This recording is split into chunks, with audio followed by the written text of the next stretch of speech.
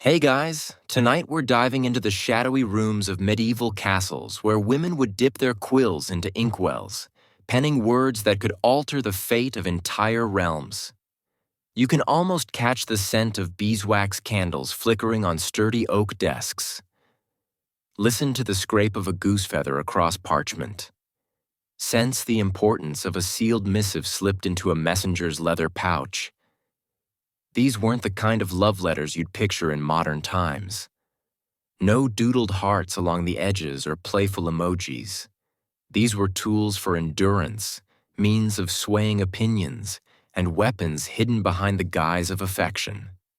This tale might unravel enigmas you've never quite figured out about how women exercised authority in an era when the law treated them as mere possessions. So, before we delve into the narrative together, please take a second to support the channel by subscribing, liking, and sharing this video. Or perhaps drop a comment below, but only if you truly enjoy what I'm sharing. Let me know where you're tuning in from this evening or what the clock says in your part of the globe. Maybe you're greeting the dawn in Tokyo or cozied up under blankets at midnight in London. I'd really appreciate hearing about it. Now let's dim the lights as much as we can. Turn on a fan for that soft hum to make the story feel even more heartfelt. And let's set off on this evening's adventure as one. You awaken in the year 1180, not in your own form, but as a noble lady within a stone stronghold in France.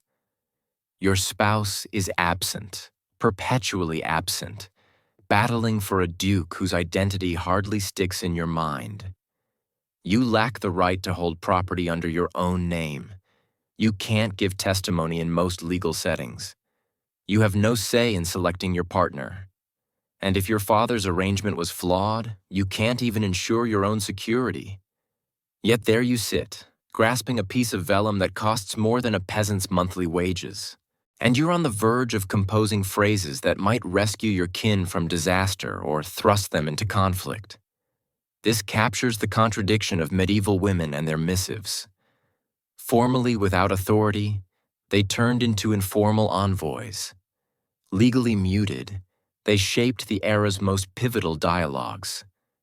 The quill became the sole emblem of rule they could grasp, and they mastered its use with lethal accuracy.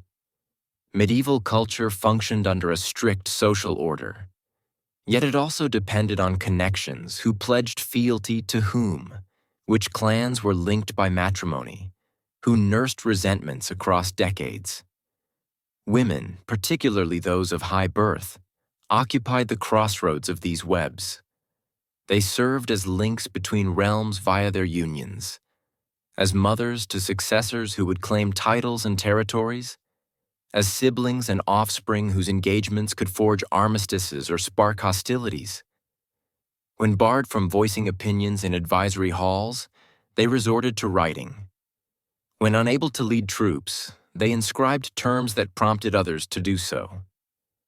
The love letter, that seemingly trivial form, served as their veil. A message brimming with tender expressions could traverse enemy lands more safely than an overt diplomatic paper. A verse proclaiming eternal commitment might secretly orchestrate soldier deployments. A gentle question about a relative's well-being could confirm if an uprising had sufficient backing to thrive. The dialect of sentiment turned into the cipher for authority. You soon realize that each phrase carries weight. The salutation itself narrates a tale. How you refer to the addressee reflects your grasp of the prevailing political climate. Too stiff, and you risk offending someone anticipating family-like warmth. Too relaxed, and you might face charges of overreach or, worse, a closeness hinting at impropriety. Medieval folk excelled at deciphering undertones. A lone, ill-chosen term could be analyzed for weeks by every aristocrat who listened as the letter was recited aloud in a grand chamber. Because indeed, letters were frequently proclaimed publicly. The notion of privacy we know today scarcely applied. Your meticulously selected words could be enacted like a drama in front of scores of listeners. Their responses examined closely, their understandings dissected. That's why the love letter style was so advantageous. It offered credible denial. If the underlying political intent proved too perilous and an adversary seized it, you could insist it was just a display of private fondness, that any alternate reading stemmed from the interpreter's vivid fancy. Scholars continued to debate if medieval women were deliberate tacticians or merely responding naturally to dire situations. Did they study oratory and intentionally fashion these multifaceted texts? Or were they just survivors employing whatever succeeded? The response is likely a blend, differing by person. Certain women enjoyed exceptional schooling. They mastered Latin, examined ancient works, honed the craft of compelling prose. Others had minimal reading skills but instinctively knew words could serve as arms, that a timely praise or artfully phrased plea could accomplish what brute strength never could. The mere process of composing a letter during the medieval era was a declaration in itself. Parchment was costly, crafted from animal hides that demanded thorough preparation. Ink needed blending. Quills required trimming and upkeep. If you couldn't scribe personally, literate aides or priests might act as secretaries. Sealing wax, frequently imprinted with your individual or familial emblem, verified the paper and supposedly ensured secrecy. Those emblems could be dissolved and reattached, as numerous women learned to their dismay when their messages were captured and perused by foes. You position yourself at your table that November afternoon in 1180 and ponder your sibling wedded into an opposing clan. You must alert her that your spouse's overlord intends to assault her new residence. But you can't plainly state they're preparing to strike in the spring. So, you pen thoughts on how deeply you long for her company, how you envision the springtime when blossoms will flourish once more, and maybe you could come by. You note that you've heard reports of abundant wolves this season, and herders are constructing sturdier enclosures. She'll grasp the meaning. Springtime wolves, fortified barriers. The message appears as wistful reminiscence. It operates as reconnaissance. This is how medieval women transformed into operatives without departing their quarters. This is how they brokered accords without ever joining the discussions. This is how they overthrew monarchs without grasping a blade. They merely took up a quill and commenced with, "My dearest." The image of medieval women as idle sufferers awaiting salvation in turrets is maybe history's most enduring falsehood. The reality is much more captivating, and it's inscribed in diminishing pigment on papers dispersed in repositories across Europe. These missives disclose women who were astute, bold, at times merciless, perpetually maneuvering through a society built to bar them from authority while relying on them to uphold it. You conclude your missive with standard courtesies. Bend the parchment. Drip crimson wax and impress your emblem, a tiny bird soaring. Your courier, a dependable retainer whose kin has aided yours for ages, accepts the document and vanishes into the overcast afternoon. You've just conceivably preserved your sister's existence, or maybe you've ignited a conflict. The boundary between them is slimmer than the parchment you inscribed upon. The narrative of medieval women and their love letters is fundamentally one of ingenuity amid restriction, about discovering methods to signify when society declares you insignificant, about enduring with the sole instrument granted language and honing it until it slices through eras. Tonight, you'll encounter the women who refined this craft. Sovereigns who exchanged messages with foes and confederates alike, occasionally within the same week. Aristocratic ladies who oversaw domains and handled political emergencies while their spouses were imprisoned or deceased. Visionaries whose revelations handily coincided with political results. Authors who converted private sorrow into communal sway. Each grasped something essential in a realm where women's expressions were meant to be hushed. A letter could resonate eternally. The medieval era encompasses approximately a millennium from Rome's collapse to the Renaissance, and women's employment of letters progressed during this span. Early medieval women frequently depended on religious figures to scribe for them.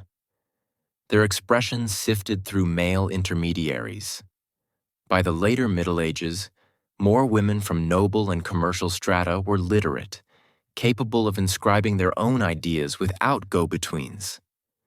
This evolution granted them enhanced command over their communications, greater subtlety in their political tactics. But whether spoken aloud or penned by hand, these letters exhibited shared elements. They utilized the vernacular of affection and kinship to address authority and governance. They incorporated sacred symbols and allusions that all comprehended. They equilibrated candor with prudence, fervor with deliberation. They were, in all aspects, enactments meticulously built. Writings intended to attain precise objectives while seeming to be mere individual exchanges. As you sink further into this account tonight, you'll realize that medieval women's love letters weren't merely antique oddities. They were guides for endurance, blueprints for warfare, pacts for peace, and declarations of upheaval, all veiled as romance. They demonstrate that authority doesn't invariably proclaim itself with fanfares and regalia. At times, it murmurs in pigment on hide, fastened with wax, transported by a horseman through the gloom to shift history's path. You draw nearer to a letter penned in 1173, raising it to the candle's glow, narrowing your eyes at the ornate handwriting. At initial view, it's a standard assertion of fondness among aristocratic pen pals. But your vision is keen, and you start to spot the oddities. Particular terms are capitalized inappropriately. Expressions appear strangely proper in certain spots, oddly personal in others. Allusions to holy figures and scriptural excerpts occur with uncommon regularity. You're gazing at an encrypted dispatch, and once you crack the pattern, the true exchange unveils itself like a silhouette arising from dawn mist. Medieval women devised advanced techniques for concealing political details inside amorous prose. This wasn't basic substitution code, swapping each character with another via a scheme. Such cryptography was present, but it was evident, noticeable, hazardous if uncovered. Rather, women utilized something much more refined.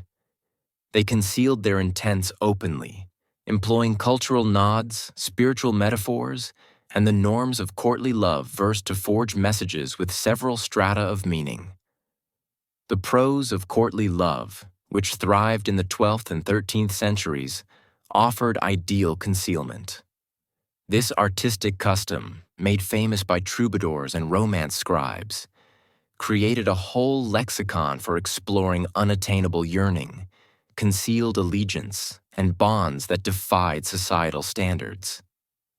When a high-born lady composed about her perpetual duty to a lord, was she conveying romantic fervor or political fidelity?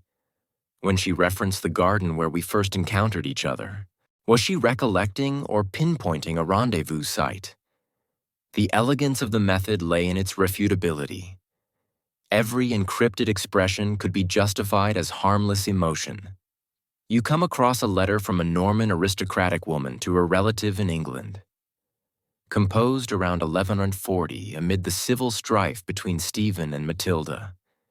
She elaborates on roses, white roses flowering prematurely, red roses endangered by chill, a plot needing care before summer comes. Superficially, it's botanical zeal, but roses served as heraldic emblems. Hues denoted clan loyalties, and seasons implied schedules for armed actions. She's truly relaying which aristocrats back which contender for the crown and when they intend to assemble. The whole missive is a tactical report masked as horticultural banter. Scholars still contend if these encryption methods were structured or spontaneous. Did aristocratic households instruct their daughters in particular replacement lexicons prior to wedding them into remote courts? Or did women merely cultivate mutual dialects with their pen pals over periods? Proof indicates both strategies were in play. Some missives allude to our customary style or the approach my mother imparted, suggesting organized coding. Others appear more extemporaneous, depending on mutual recollections and inside humor that solely the receiver would comprehend. Sacred prose provided another abundant lexicon for masking. Medieval individuals were immersed in scriptural tales, hagiographies, and liturgical citations. Everyone recognized these accounts, rendering them ideal for transmitting concealed implications. When a woman composed about invoking Saint Michael, the combatant seraph who vanquished Lucifer, she could be addressing martial issues. Allusions to Saint Catherine, who disputed heathen scholars, might indicate scholarly or doctrinal clashes with political ramifications. References to pilgrimage paths could denote journey itineraries or courier trails. You end up perusing a letter between two Italian noble ladies from the 1260s. One elaborates on her piety toward St. Agnes the Virgin Martyr. She outlines arranging a special Holy Day event, notes commissioning an altarpiece, deliberates which invocations will be uttered. The spiritual ardor appears overdone until you discover that St. Agnes was their confidential symbol for a particular political group, and the entire dispatch is truly organizing backing for a revolt against the regional duke. The Holy Day event is a scheduled insurrection. The altarpiece order is financing. The invocations are pledges of fidelity. The charm of sacred coding was its prevalence. Everyone composed about belief, participated in worship, cited saints and holy texts. A dispatch laden with devout prose attracted no particular notice. Even if seized by antagonistic groups, what could they charge you with? Overzealous piety that was more apt to boost your standing than harm it? Yet under the supplications and scriptural nods, women synchronized political campaigns, set up clandestine gatherings, and conveyed data that modified the equilibrium of authority. Floral symbolism, which grew intricate in subsequent eras, had medieval forerunners. Specific flora bore emblematic significance that all acknowledged. Lilies signified chastity and frequently symbolized the Virgin Mary or French monarchy. Oak foliage implied vigor and English essence. Olive twigs indicated truce talks. A woman depicting her garden in a dispatch wasn't automatically chatting about plants. She might be updating on diplomatic scenarios, kin coalitions, or political moods. You uncover another ingenious method, the tactical application of names and designations. How a woman greeted her pen pal and mentioned outsiders broadcasted her present comprehension of political ties. Elevating someone's rank in a dispatch could indicate that their political prospects had improved or that they'd acquired fresh confederates. Lowering a rank or employing an obsolete form hinted at diminished influence or disfavor. Medieval elites were exquisitely attuned to these subtleties. They comprehended that societal etiquette was the overt dialect of political truth. One especially clever approach involved scriptural citations. The medieval Bible was segmented into chapters but not consistently verses. So alluding to particular segments demanded more elaboration. A woman might inscribe as it states in the volume where David challenges Goliath, and the precise narrative she cited would bear figurative importance. Was she implying a lesser force would prevail, alerting to an approaching clash, urging daring moves against a mightier foe? The receiver, grasping the backdrop of their predicament, would seize the planned intent. Punctuation and spacing, although not uniform as today, could also bear significance. Some women purposefully merged words or divided them oddly, generating stress or implying links. Others altered their script, alternating between official book style and flowing cursive within the same dispatch to indicate which sections were sincere emotion and which held concealed communications. These methods necessitated recipients who knew the dispatcher's routines, which is why exchange systems between women who'd been schooled together or were relatives proved so potent. The peril, naturally, was seizure. Couriers could be apprehended. Missives could be pilfered. Emblems could be fractured and refastened. Women devised defenses against this as well. Some composed harmless renditions of dispatches they thought might be captured while dispatching the authentic communication via reliable verbal relay. The courier himself became the actual dispatch, bearing details in his recollection. Others inscribed in tears with overt communications meant to appease superficial perusers, while the genuine substance required familiarity with the cipher to unravel. You scrutinize a dispatch from around 1200 where a woman has intentionally inserted orthographic mistakes. Initially, you presume she was inadequately schooled or composing hastily. But the errors adhere to a scheme. Every fifth erred word, when perused sequentially, forms a distinct communication.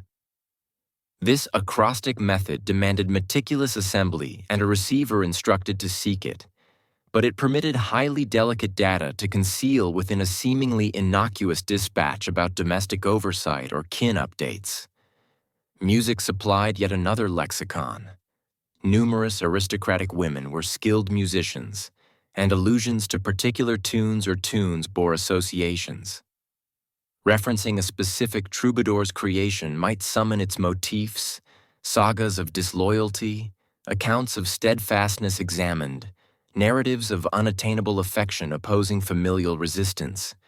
The astute receiver would comprehend that the dispatcher was paralleling the tune's tale and their present political circumstance. Descriptions of temperature and climate, apparently benign, could signify political ambiance. Composing about tempests amassing might caution of impending strife. Noting unusually mild weather could imply frictions easing. Chances for bargaining.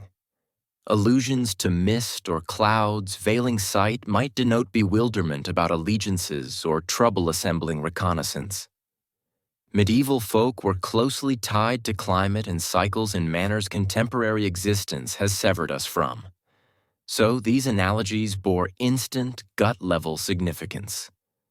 The most refined women merged several coding methods in solitary dispatches, producing papers that functioned on 3 or 4 planes at once. A superficial perusal contented casual onlookers.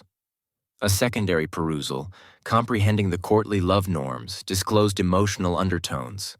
A tertiary perusal, aware of the sacred and emblematic ciphers, uncovered political substance, and occasionally a quaternary stratum subsisted, intelligible solely to the particular receiver who shared private allusions with the dispatcher. These dispatches resembled enigma containers, each tier unlocking to disclose another concealed section. You lean back from the dispatch you've been inspecting, your eyes weary from the candle's radiance, your thoughts whirling with the intricacy of everything. These weren't merely clever ploys. They were whole frameworks of exchange crafted by women who had to communicate without uttering, who had to operate without seeming to operate, who had to sway occurrences while appearing to simply watch them. The love letter, that most intimate of categories, became a tool of governance in their grasp. You step into the solar of Eleanor of Aquitaine, and the atmosphere almost sparks with cleverness. It's 1173, and she's no longer youthful, beyond 50, an age when many medieval women were viewed as elderly. But Eleanor doesn't hobble or murmur. She positions herself at a writing table. Several dispatches arrayed before her like tactical schemes because that's precisely what they represent. You observe as she immerses her quill, hesitates, reflects, then inscribes with rapid assurance. She's exchanging messages with her offspring, her former spouse, her present husband's subordinates, and likely half the aristocrats of France and England. Each dispatch is a chess maneuver, and she's engaging in several matches at once. Eleanor of Aquitaine is perhaps history's most remarkable instance of a woman exerting authority via exchanges. Born around 1122, she inherited the Duchy of Aquitaine, the richest duchy in France, while still in her teens. She wed Louis VII of France, then dissolved the union and married Henry II of England, becoming queen of two nations consecutively. She gave birth to Henry 8 children, including Richard the Lionheart and King John. But her true inheritance isn't biological, it's governmental.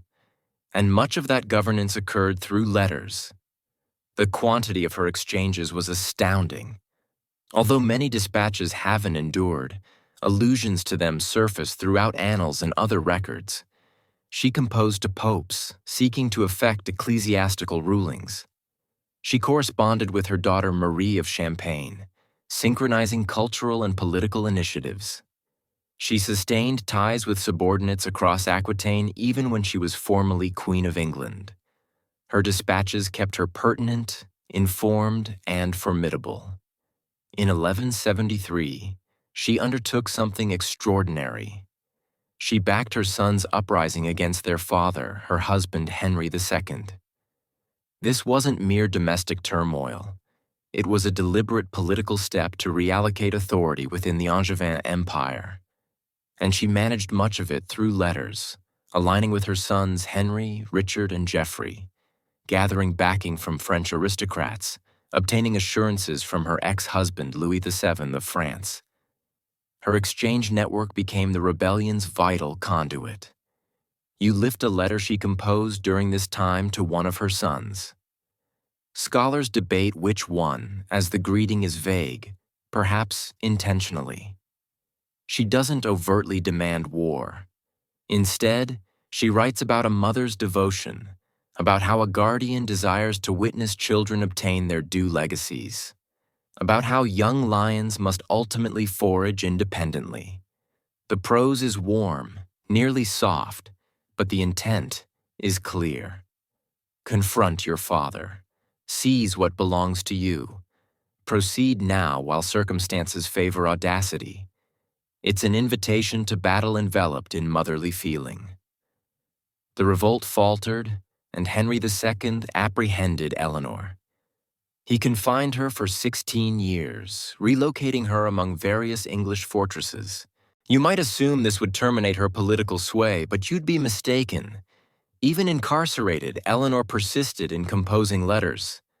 She couldn't dispatch them unrestricted, naturally. Her exchanges were supervised, regulated, but she adjusted. Her dispatches grew more encrypted, more cautious, more reliant on the masking methods you discovered earlier. She composed about yearning for her children, about craving liberty, about her commitment to kin, and beneath that facade, she upheld her connections, kept her confederates conscious of her ongoing presence, readied herself for future significance. Scholars still contend whether Eleanor was a feminist symbol or merely an elite safeguarding her social standing. Was she battling for women's independence or for her clan's dominance? The response is less crucial than the approaches she applied. Regardless of her drives, she illustrated that a woman equipped with reading skills, ties, and tactical acumen could mold the politics of several realms, even when legally impotent and bodily confined. When Henry II passed in 1189, Eleanor was almost 70 years old. Most medieval women her age had withdrawn from communal affairs, if they'd survived that long at all. Eleanor, conversely, entered her most governmentally engaged phase. Her son Richard ascended the throne, and he promptly freed his mother. She served as his regent during his crusade, administering England in his absence. and she administered chiefly through exchanges letters to sheriffs and bishops, to nobles and traders, to anyone whose collaboration she required. You peruse a letter she composed to Pope Celestine III in 1193, when Richard was detained in Germany returning from crusade. The dispatch is a gem of convincing prose. She doesn't merely solicit papal mediation. She constructs an emotive account about a mother's torment, about unfairness toward a crusader, about the disgrace to Christendom if a monarch who battled for Jerusalem stays captive. She cites holy text, alludes to classical writings, deploys oratory that would impress any Roman speaker. And it succeeded.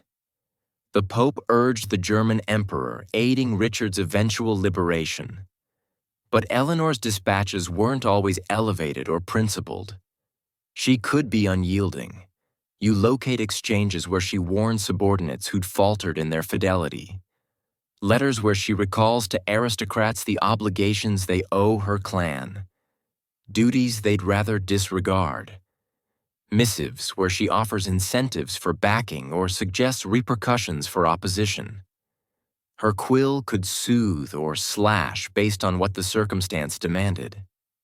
One especially intriguing facet of Eleanor's exchanges is how she tailored her tone to varied listeners. Writing to her daughter Marie, who oversaw the court of Champagne and supported troubadour culture, Eleanor used the ornate prose of courtly love and literary refinement.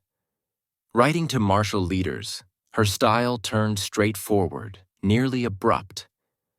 Writing to religious figures, she infused her dispatches with doctrinal allusions and scriptural quotes. She grasped that potent communication demands encountering your audience in their own idiom, and she commanded multiple variants of medieval dialogue. Her letters also disclose her as a cultural influence. She and her daughter Marie played key roles in cultivating the courtly love custom that you learned offered such handy camouflage for political signaling. Some experts believe Eleanor's own encounters 2 marriages, multiple paramours if gossip holds true, intricate ties with authority and self-reliance formed the artistic norms that other women would later utilize. She assisted in forging the very framework that facilitated female political exchange. You uncover letters between Eleanor and her daughters that address marriage setups for grandchildren. On the surface, they're organizing nuptials. In truth, they're bargaining global coalitions, equilibrating authority among England, France, Castile, and Sicily. Every engagement is a pact. Every dowry discussion is fiscal strategy. Every conversation about which kin will join the right is truly deciding which aristocratic houses will endorse which political stances. The individual and governmental are fully entangled, and Eleanor steers both with equivalent expertise. There's a letter from 1199 written when Eleanor was about 77 years old. Richard has perished, and her younger son John has ascended the throne despite being, to phrase it gently, troublesome. Eleanor knows John's flaws. He's suspicious, harsh, politically clumsy, but he's her son, and more vitally, he's the linchpin to sustaining her clan's grip on England. So she composes letters bolstering him, urging nobles to embrace his succession, laboring to avert the splintering of the Angevin Empire. Even in her concluding years, she's politically engaged, employing her quill to mold results. Eleanor of Aquitaine died in 1204, having survived most of her children and both her husbands. She had been Queen of France and England, mother of kings, regent, rebel, prisoner, and power broker for over 8 decades. And throughout it all, she wrote letters, thousands of them, most now lost. Those that survive reveal a woman who understood that in medieval society, where women couldn't officially govern, correspondence was governance. Where women couldn't command armies, letters could move soldiers. Where women couldn't make law, written words could influence those who did. You set down the last of her letters you've been examining, and you understand something fundamental. Eleanor didn't just write love letters that concealed politics. She transformed the very idea of what a woman's letter could be and do. She demonstrated that correspondence wasn't a frivolous female pastime, but a serious instrument of statecraft. Every woman who came after her and picked up a quill to influence events was following paths Eleanor had mapped, using techniques Eleanor had refined, proving possibilities Eleanor had demonstrated. The flickering candle beside you sputters, and in its unsteady light, Eleanor's seal on a letter, a crowned figure on horseback, seems almost to move, as if riding still through centuries, still urgent, still mattering. You push open the heavy wooden door of a convent scriptorium, and the aroma of parchment and ink envelops you. It's 12:15, and you're somewhere in northern France. In a world most people envision as quiet and secluded, but the idea that convents were detached from earthly matters is ridiculously incorrect. You observe as a dozen nuns lean over writing desks, duplicating manuscripts, drafting letters, fastening documents with wax. This isn't a spiritual haven. It's a hub for communications. And these women are among the most linked individuals in medieval Europe. Convents functioned as medieval mail systems, espionage bureaus, and protected messaging services combined. Noble lineages regularly dispatched daughters to convents, not always for devout motives, but for learning, protection, or political placement. These women preserved their familial bonds, comprehended courtly politics, and had access to reading skills and writing supplies. More crucially, they possessed something that rendered them perfect for managing delicate exchanges. They were ostensibly beyond mundane worries, which made them both dependable and unsuspected. You meet Sister Matilda, who isn't particularly keen on meditative supplication. She's the offspring of a count, placed here after a marriage deal collapsed, and she's kept all her patrician links and aspirations. She receives dispatches from her sister wedded into the royal court. She exchanges messages with her brother who leads a fortress near the German frontier. She trades communications with her former attendant, now wedded to a prosperous trader.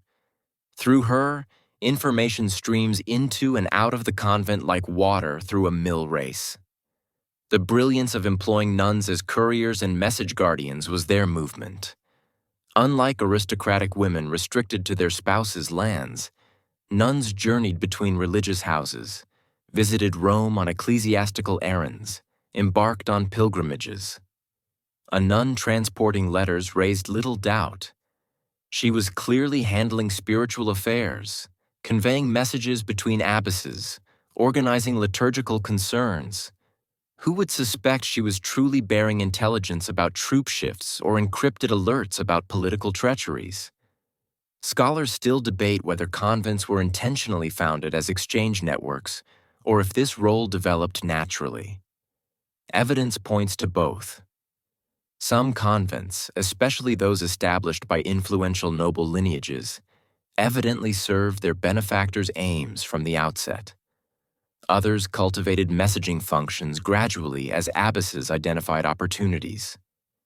Either way, by the 13th century, convents were a vital framework for long-distance exchange, particularly for women. You uncover a captivating example from 1230s England. A Welsh aristocratic woman needed to caution her kin about English tactical plans, but she was under confinement. Her exchanges monitored, she sought approval to confess to a specific nun renowned for her divine insight. The plea appeared sensible. Even captives merited spiritual solace. The officials permitted it. The nun came, listened to the woman's admission, which was really a thorough update on English tactics, then transported that data across the Welsh boundary, disguised as a pilgrimage to a sacred spring. The whole endeavor employed religious observance as cover for spying. Convents also acted as secure refuges for contentious exchanges. If you needed to dispatch a politically risky letter, You might direct it through a convent where an abbess aligned with your cause could retain it until conditions favored delivery. Or she might duplicate it, keeping one copy safe while sending another, guaranteeing that even if the courier was captured, a record persisted. Some abbesses became adept at this sort of documentary safeguard, upholding repositories that could later prove handy for extortion, bargaining, or historical vindication. The schooling offered in convents provided women with resources unavailable elsewhere. While most medieval women couldn't read, nuns commonly learned to read and write Latin, comprehend divinity, grasp juridical ideas. This instruction wasn't meant to empower them politically, but they utilized it that way. A nun who could interpret canon law might assist an aristocratic woman in drafting letters contending for annulment from an abusive union.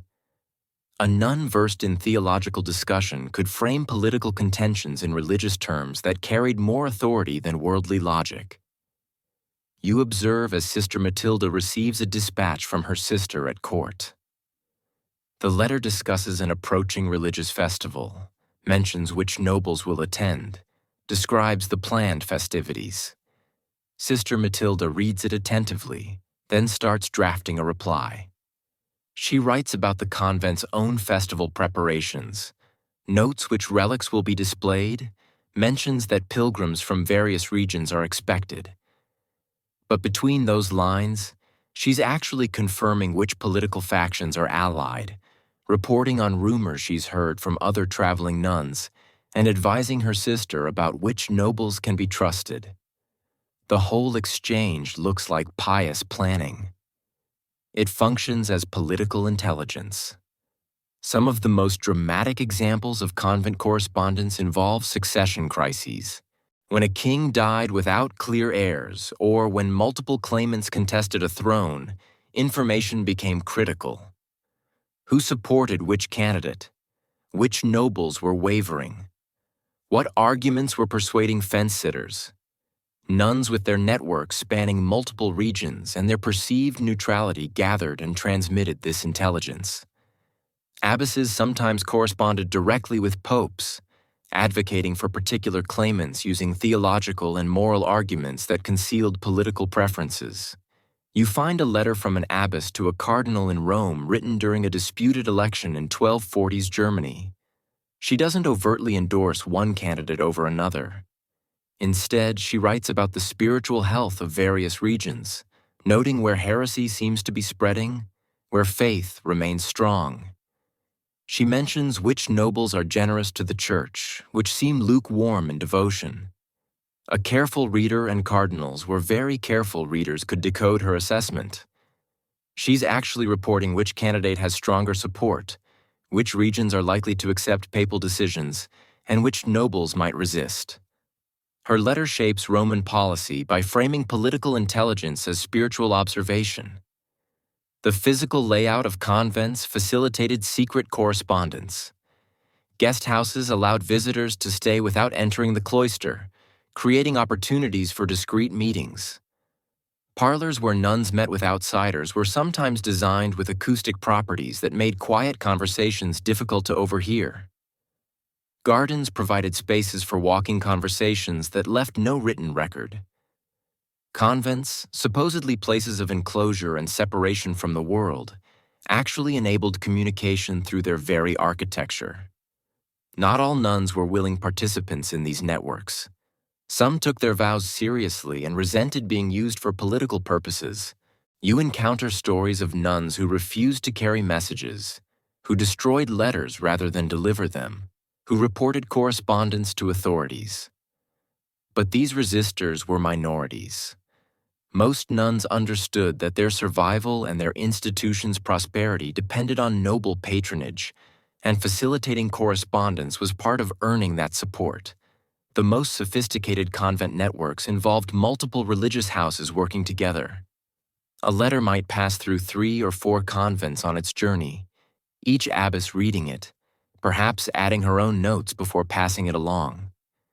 This system provided both security and added intelligence. Each stop contributed information, creating correspondence that accumulated knowledge like a snowball rolling downhill. By the time a letter reached its final destination, it might contain insights from half a dozen different sources, all woven together. You read about a remarkable case from 1260s France, where a queen used convent networks to coordinate resistance against her husband's policies. She couldn't openly oppose him, but she wrote to abbesses across the kingdom, framing her concerns as religious worries about moral governance. The abbesses wrote to noble women who'd sent daughters to their convents. Those noble women wrote to their husbands. Within months, the king faced coordinated pressure that appeared spontaneous, but was actually orchestrated entirely through convent correspondence. The queen's role remained hidden. Only the abbesses knew the full picture. Sister Matilda finishes her letter, folds it carefully, drips wax from a candle, and presses the convent seal into the cooling pool of red. She hands it to her traveling sister who's heading south tomorrow. The letter will reach Sister Matilda's sister in about a week. Traveling openly, innocuously, invisibly moving information that might prevent a war or start one. Sister Matilda returns to her prayers. But her work today had nothing to do with salvation and everything to do with survival, her family's survival, her convent's prosperity, her own continued relevance in a world that tried to make women irrelevant. The door closes behind you, and you understand that medieval convents weren't refugees from politics, but different venues for it. Places where women's supposed powerlessness became a kind of power, where religious devotion provided perfect camouflage for worldly influence. You find yourself in a cramped room in Paris, the year 1405, watching a widow bent over her writing desk by the thin light of a winter afternoon. Christine de Pizan is about 40 years old, and she's doing something almost unthinkable. She's supporting herself and her children entirely through her pen. Not as a scribe copying others' words, but as an author, a thinker, a voice that refuses to stay silent. Around her are scattered manuscripts, letters from patrons, responses to her works, and correspondence that will reshape how people think about women's capabilities. Christine wasn't born into this role. She came to France from Venice as a child when her father became court astrologer and physician to King Charles V. She received an extraordinary education, unusual for a girl, learning Latin and studying classical texts alongside her father's work. She married a royal secretary named Etienne du Castel, and for a decade lived the comfortable life of a minor court functionary's wife. Then, in quick succession, her father died, her husband died, and Christine found herself at 25 with 3 children, a mother to support, and no income. The expected path was remarriage or retreat to a convent. Christine chose neither. Instead, she started writing. And more importantly, she started corresponding with the most powerful people in France. Her letters became her lifeline, her business strategy, her revolutionary act. You watch as she composes a letter to the Duke of Orleans, carefully flattering his intelligence and taste while reminding him that patronage of learning reflects well on noble houses. She's asking for money essentially, but she frames it as offering him the opportunity to demonstrate his cultural sophistication. What made Christine's correspondence revolutionary wasn't just that she wrote for pay, that was unusual enough, but that she used her letters to argue for women's intellectual equality. She didn't whisper these ideas privately. She broadcast them through correspondence that circulated at court, letters that were copied and shared, read aloud in salons, discussed by nobles and clergy. Her letters were publications before printing presses existed, and she knew it. You discover her most famous epistolary controversy, the debate over the Roman de la Rose. This 13th century French poem had become a classic, but its latter sections portrayed women as deceptive and lustful, fundamentally inferior to men. In 1401, Christine wrote letters challenging this portrayal, arguing that women were being slandered by men who didn't understand them. She sent these letters to prominent intellectuals, including the Provost of Paris and the Royal Secretary, sparking a debate that lasted years and involved dozens of participants. Historians still argue whether Christine was genuinely feminist or simply defending her class interests and income source. If women were intellectually inferior, how could she justify earning her living through writing? But her arguments went far beyond self-interest. She pointed out logical flaws in anti-woman texts, cited historical examples of accomplished women, and challenged the authority of male writers to speak about female nature. Her letters were proto-feminist treatises disguised as literary criticism. The correspondence around the Roman de la Rose debate reveals her strategic brilliance. She didn't just argue her position. She cultivated allies, responded to critics with calculated combinations of deference and firmness, and always positioned herself as defending truth rather than personal interest. When male intellectuals dismissed her arguments because of her gender, she turned that dismissal into evidence of their prejudice.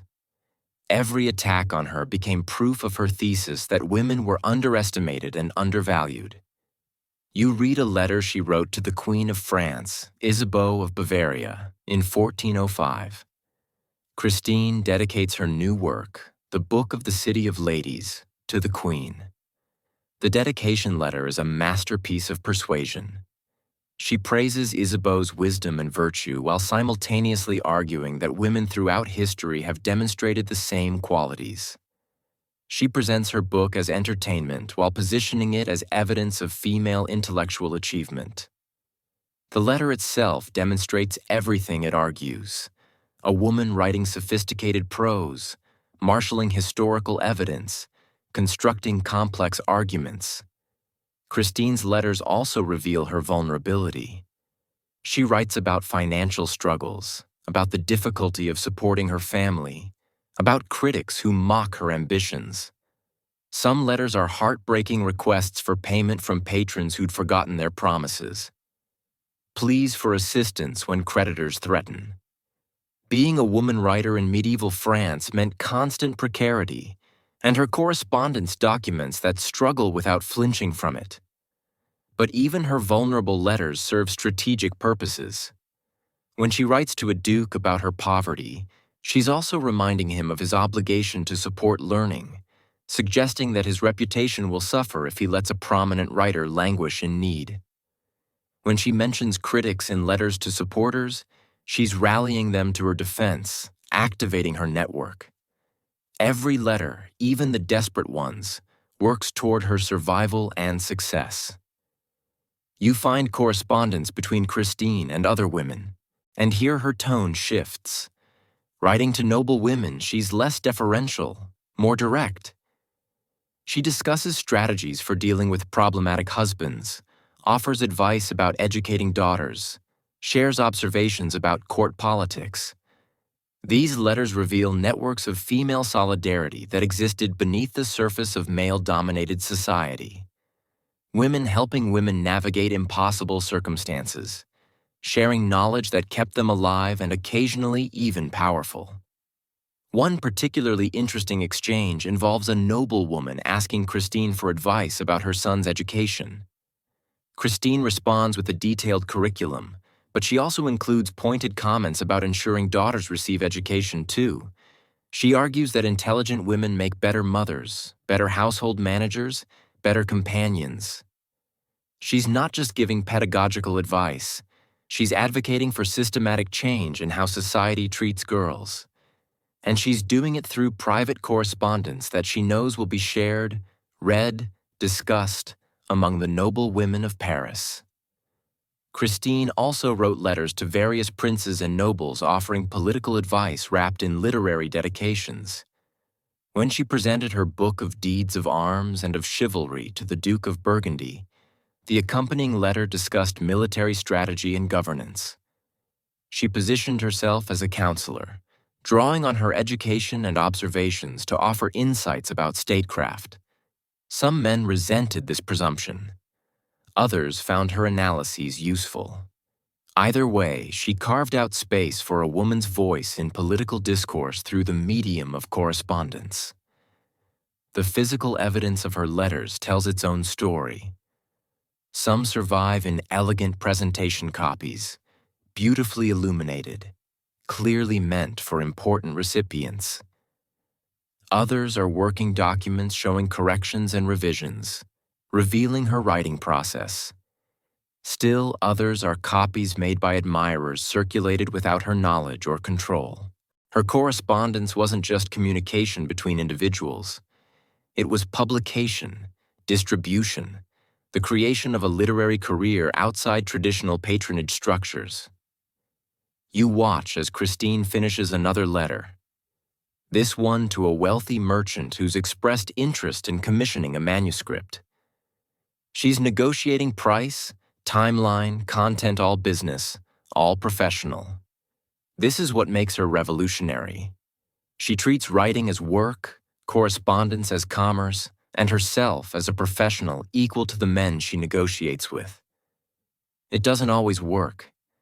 Many people refuse to take her seriously, but enough do that she survives, raises her children, supports her mother, and leaves behind a body of work that influences thinkers for centuries. Christine de Pisan's letters prove that revolutionary ideas don't always announce themselves with manifestos and declarations. Sometimes they infiltrate society through correspondence. One letter at a time, one converted reader at a time. She used the tools available to her, literacy, connections, the social acceptability of women writing letters to create something unprecedented. A woman earning her living through her pen, arguing publicly for women's equality, and succeeding well enough to die in her early 60s, having accomplished more than most male writers of her era. As the winter light fades in that Parisian room, Christine seals her letter and adds it to the pile, ready for tomorrow's messenger. Each letter is a small rebellion, a tiny revolution wrapped in wax and polite language. Together, they're an army advancing through medieval society, changing minds, opening possibilities, proving that a woman with words can matter. You're seated in a garden in Provence, the year 1180, listening to a troubadour sing. But this isn't simple entertainment. Every word has been carefully chosen. Every metaphor carries political weight, and the noble woman who commissioned this song is sitting beneath a silk canopy, watching faces in the audience to gauge reactions. What sounds like a love poem is actually a diplomatic overture, and the marriage negotiations it describes in coded language will determine whether two duchies go to war or form an alliance. Medieval marriage was never just about two people falling in love. It was treaty, property consolidation, military alliance, and dynastic strategy all wrapped into one ceremony. And the negotiations leading to marriage were conducted largely through letters. Letters that employed the elaborate vocabulary of courtly love to discuss what were essentially business arrangements with life or death consequences. When a nobleman wrote to a potential bride praising her beauty and virtue, he was often really discussing her dowry and her family's military strength. When she responded with modest gratitude and poetic flourishes, she was actually conveying her family's terms and conditions. You read a letter from a French count to the father of an English daughter written around 1230. On the surface, it's a conventional courtship letter. The count describes his undying admiration for the daughter's renowned grace and wisdom. He writes about his estates as if mentioning them casually, just happens to note the number of villages, the productivity of his lands, the loyalty of his vassals. He quotes poetry about gardens and fountains, but those gardens are actually castles, and the fountains represent water access crucial for defense. The Earl's father reading this letter understands he's being told exactly what military and economic assets the Count brings to this potential alliance. The response letter, ostensibly from the daughter but almost certainly drafted by her father or a family advisor, is equally coded. She expresses humble gratitude for his attentions while noting that her simple life has been blessed with certain comforts her father has generously provided. Translation: here's what she brings as dowry. She mentions relatives in various regions, each reference casually dropped. But the Count reads a map of alliances. She writes about her devotion to family duties, which signals she understands marriage is about loyalty to kinship networks, not personal happiness. Scholars still argue whether the women involved in these negotiations had any real agency or were simply pieces being moved by fathers and brothers. The evidence is mixed. Some letters show women negotiating their own terms, expressing preferences, even refusing proposals. Others reveal women who were clearly following scripts written by male relatives. Class mattered. Two great heiresses with significant lands had more leverage than younger daughters with modest prospects. You discover a fascinating case from 1170s Normandy, where a widow with extensive lands received multiple marriage proposals. Her letters to various suitors demonstrate sophisticated negotiation. To one, she writes warmly about his distinguished lineage while subtly noting concerns about debts his family owes. To another, she praises his military reputation while questioning whether his adventurous spirit would keep him away from estate management. She's comparing offers, leveraging competition, protecting her interests. This isn't passive victimhood. It's strategic decision-making under constraint. The language of courtly love provided perfect vocabulary for these negotiations, because it was already about obstacles and social barriers. Troubadour poetry obsessed over love that couldn't be fulfilled. The knight adoring a married lady, the lover separated by social class or family opposition. This narrative framework allowed correspondents to discuss real barriers to marriage alliances while sounding romantic. When a letter mentioned obstacles my family presents to our union, it might be discussing dowry amounts or political disagreements, not tragic fate. Religious imagery mixed with romantic language in these marriage negotiations. Comparing a potential bride to the Virgin Mary signaled not just her supposed purity, but also her value. Mary was the ultimate treasure, so comparing someone to her indicated high worth. References to saints known for loyalty or wisdom characterized the woman's expected behavior. Mentions of biblical marriages, Rebekah and Isaac, Ruth and Boaz, suggested models for how this union should function, often with pointed implications about power dynamics and family obligations. You find a letter exchange between a young woman and her prospective husband that reveals unexpected intimacy within the formal structure. They've never met. Their marriage is being arranged by relatives, but through letters, they're developing a genuine connection. She writes carefully about her interest in music and hunting. He responds describing his library and his thoughts on estate management. Neither is free to refuse this marriage, but they're using correspondence to create a relationship before the wedding, to find common ground that might make an arranged marriage bearable or even happy. It's touching and pragmatic simultaneously. But not all marriage correspondence was gentle. Some letters were threats barely disguised as proposals. A powerful lord writing to a widow or a young heiress might frame his suit romantically while implying consequences if refused. References to her need for protection in dangerous times, mentions of her estate's vulnerability, reminders of his military strength. These weren't just context, they were pressure. Some women received proposals that were essentially demands. Marry me or face the consequences. Women developed strategies for refusing unwanted proposals while maintaining political relationships. You read a letter where a woman declines a proposal by claiming she's considering religious life, a socially acceptable reason that's hard to argue against. Another woman cites her duty to care for elderly parents. A third mentions existing marriage negotiations too far advanced to honorably abandon. Each excuse provides face-saving cover while communicating clear refusal. The men might not like it, but they can't openly challenge these reasons without appearing to oppose piety, family duty, or honor. The dowry negotiations conducted through letters could be extraordinarily complex. Letters went back and forth discussing not just amounts of money, but also which lands, what rights, how property would be managed during marriage, what happened if the husband died, what provisions existed for children. These weren't simple contracts. They were multi-generational estate planning conducted through correspondence that had to remain superficially polite even when negotiations became contentious.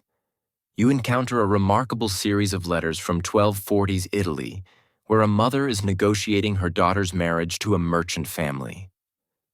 The mother can't legally control property, but she writes with authority about what her daughter will bring to the marriage, what she expects in return, and what protections she requires. She invokes her late husband's wishes, her family's honor, her daughter's happiness. She uses emotional language to make hard business demands, crying about her beloved child's future while simultaneously insisting on specific financial terms. Some marriage proposals were sent to multiple prospects simultaneously. Medieval nobles hedged their bets.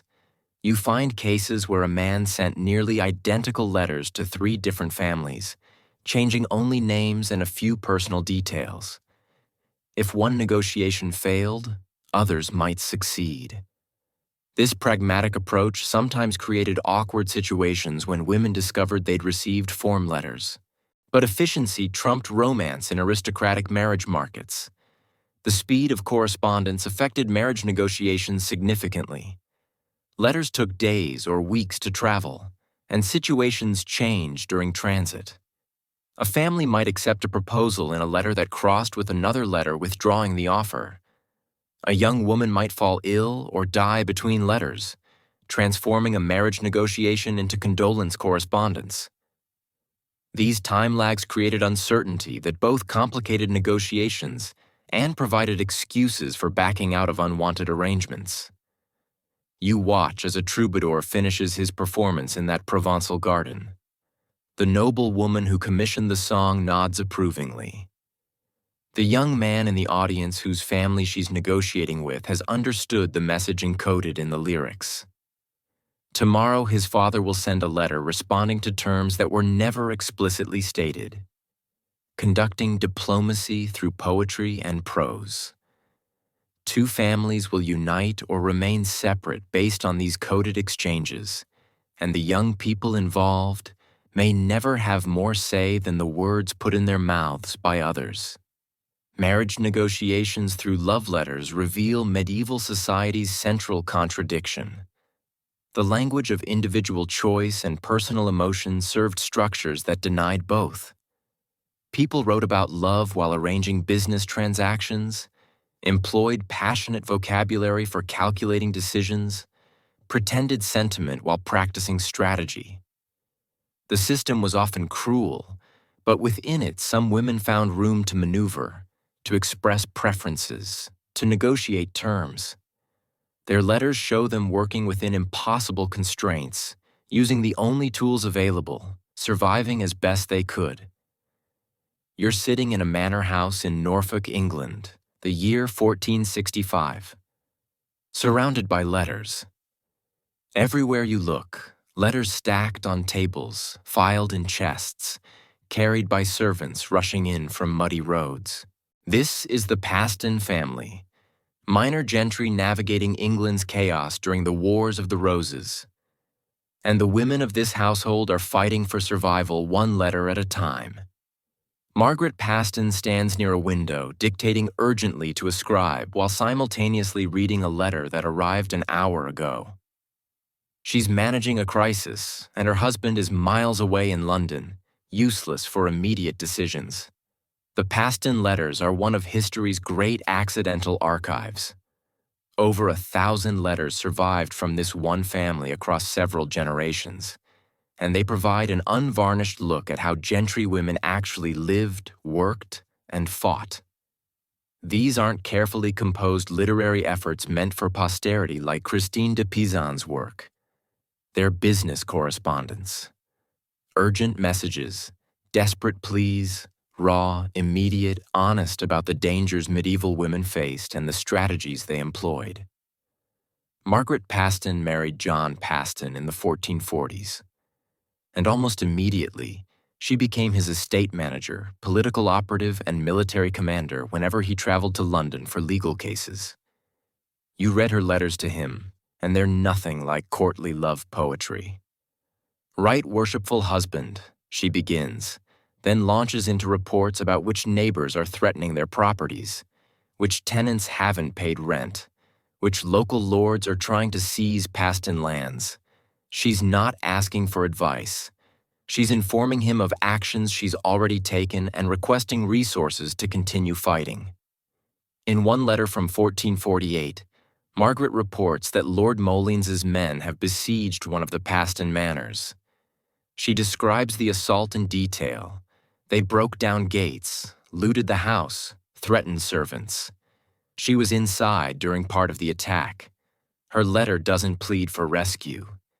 Instead, she lays out the legal steps they should take, suggests which allies to contact, and reports that she's already sent servants to document damages for eventual lawsuits.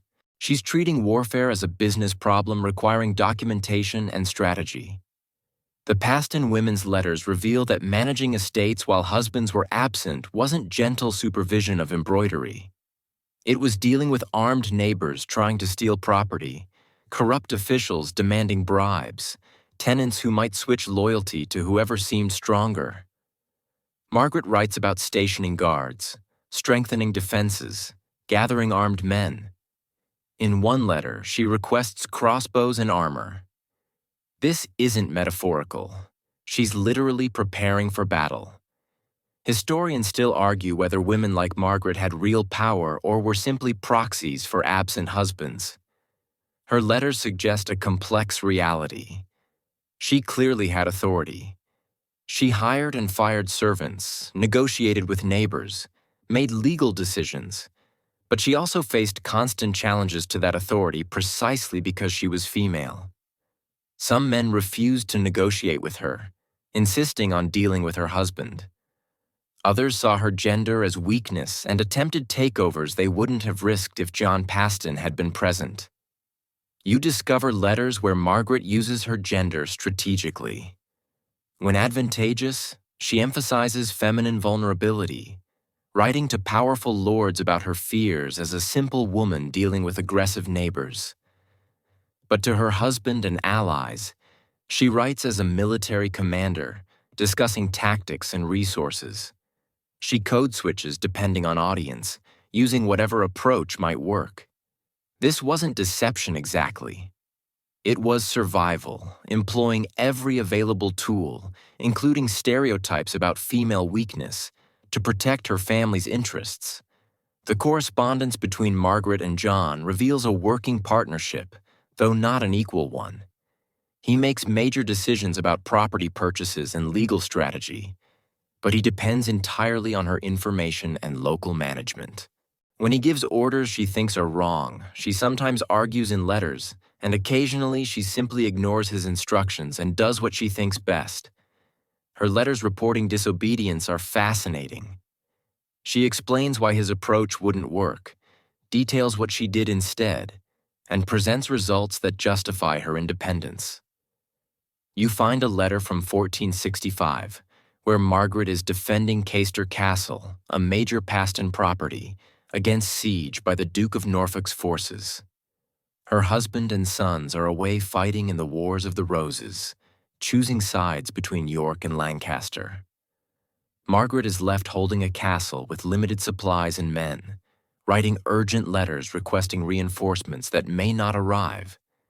She reports calmly about provisions, defensive preparations, morale among the garrison. She's not hysterical. She's professional, providing military intelligence while under attack. The next generation of Paston women continued the tradition. Marjorie Paston, Margaret's daughter-in-law, left letters showing even more complex negotiations. She secretly married Richard Colley, the family's bailiff, a catastrophic social mismatch. Her letters to Richard before their marriage revealed genuine affection mixed with terror about consequences. When the family discovered the relationship, they tried to annul the marriage. Marjorie's letters to various family members defending her choice show her wielding legal knowledge, religious arguments, and emotional appeals. She lost most family support, but kept her marriage, a rare victory for personal choice over family strategy. The Paston women's letters also document everyday concerns that rarely appear in formal histories. Margaret writes about childbirth, illness, servants stealing from the household, the cost of basic supplies during wartime. She complains about her husband's absence, worries about sons fighting in battles, mourns children who died young. These personal notes appear alongside military and legal content, showing how medieval women held multiple roles simultaneously: estate manager and mother, military commander and wife, business partner and grieving parent. One striking feature of these letters is their emotional restraint. Even in desperate circumstances, the Paston women rarely indulge in extended emotional expression. Margaret reports threats and violence in the same tone she uses for routine business. When her son is killed in battle, her letter announcing his death is brief, controlled, focused on practical matters of arranging burial and securing his property. This restraint might reflect personality, but it probably also reflects necessity. Emotional displays might be seen as feminine weakness, undermining the authority they needed to manage crises. You read an exchange between Margaret and her husband about their son's education. She wants him to study longer. John wants him home to help with estate management. Margaret's letters make sophisticated arguments about the long-term benefits of education versus short-term convenience. She doesn't win. John makes the final decision, but she makes her case forcefully, marshaling evidence and logic. Even in a patriarchal marriage, correspondence gave women space to argue, to present their perspectives, to influence decisions even when they couldn't control them. The Paston letters also reveal women's information networks. Margaret regularly corresponds with other gentry women, exchanging news about regional politics, warnings about threats, advice about managing difficult situations. These informal networks provided intelligence that formal channels missed. Women noticed things, heard gossip, understood social dynamics, and shared information through correspondence that created collective situational awareness. This networking wasn't recorded in official documents, but it shaped how families navigated dangerous times. Some of Margaret's letters employ coded language similar to the techniques you learned about earlier. When political allegiances were dangerous to state openly, when choosing the wrong side in the Wars of the Roses could mean death. She wrote carefully about our friends and those who wish us ill without naming names. She referenced past events that her husband would understand as parallels to current situations. These weren't elaborate codes, but careful ambiguity that provided deniability if letters were intercepted. The Paston letters end in the late 15th century as the family became more secure and letter-keeping practices changed.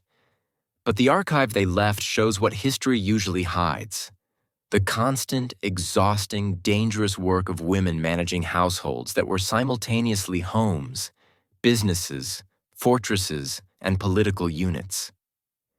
Their letters weren't love poetry or philosophical treatises. They were battle reports, legal briefs, intelligence assessments, and survival manuals all at once. Margaret Paston finishes her dictation, and the scribe rushes off to catch the messenger heading to London. Another crisis managed, another letter sent, Another day survived. She doesn't think of herself as remarkable. This is simply what women in her position do. But her letters preserve what remarkable looks like when it's routine. When survival requires competence so constant it becomes invisible. When power manifests not in crowns and thrones, but in ink-stained fingers sealing one more urgent message. You step into the royal chambers of Isabeau of Bavaria, Queen of France, and the air feels thick with secrets and suspicion. It's 1419, and France is tearing itself apart. The 100 Years' War grinds on. Civil war between Burgundians and Armagnacs has turned Paris into a battlefield. And King Charles VI, Isabeau's husband, is mad, lost in delusions more often than he's lucid. Somewhere in this chaos, Isabeau is writing letters that will be read as treason, correspondence that historians still debate 6 centuries later. Did she betray France? Or was she trying to save what remained of it? Isabeau of Bavaria came to France from Germany in 1385 as a 14-year-old bride for Charles VI. For the first decade, things went well enough. She bore children, participated in court life, developed a reputation for extravagance and beauty.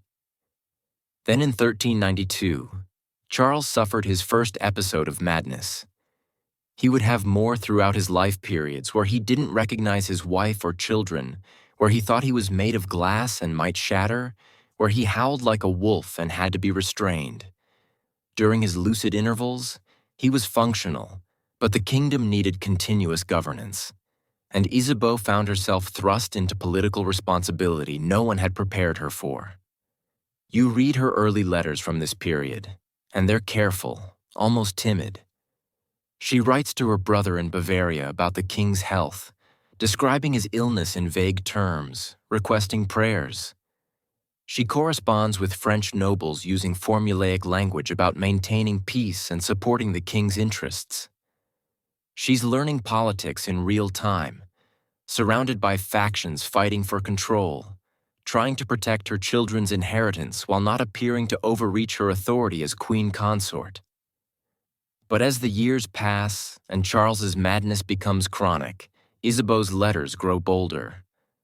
By 1400, she's corresponding directly with the English about peace negotiations. She writes to French noble factions, trying to mediate their conflicts. She signs documents as regent when Charles is incapacitated. Her letters show her assuming power not because she wanted it, but because someone had to govern, and she was the only figure with enough legitimacy to attempt it. Historians still argue whether Isabeau was a patriot struggling under impossible circumstances or a traitor who sold out France to save herself. The controversy centers on the Treaty of Troyes in 1420, which disinherited her own son, the Dauphin Charles, in favor of Henry V of England marrying her daughter and inheriting the French throne. Isabeau's letters around this period are either brilliant diplomacy or catastrophic betrayal, depending on interpretation. You find a letter she wrote to Henry V in 1419 before the treaty was finalized. The language is complex, mixing flattery with veiled threats, expressing desire for peace while reminding him of France's military capabilities even in civil war. She's negotiating from weakness. Paris is occupied, the Dauphin's forces control the south. Burgundian allies are unreliable. But she's trying to extract the best terms possible from a terrible situation. Whether those terms constitute reasonable compromise or treasonous surrender depends on whether you think France could have survived without them. Her correspondence with her son, the Dauphin, whom she was effectively disinheriting, reveals their relationship's breakdown.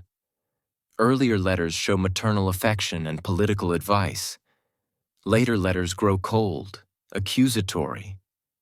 She blames him for murdering the Duke of Burgundy in 1419, an assassination that pushed Burgundy into alliance with England and made peace negotiations nearly impossible.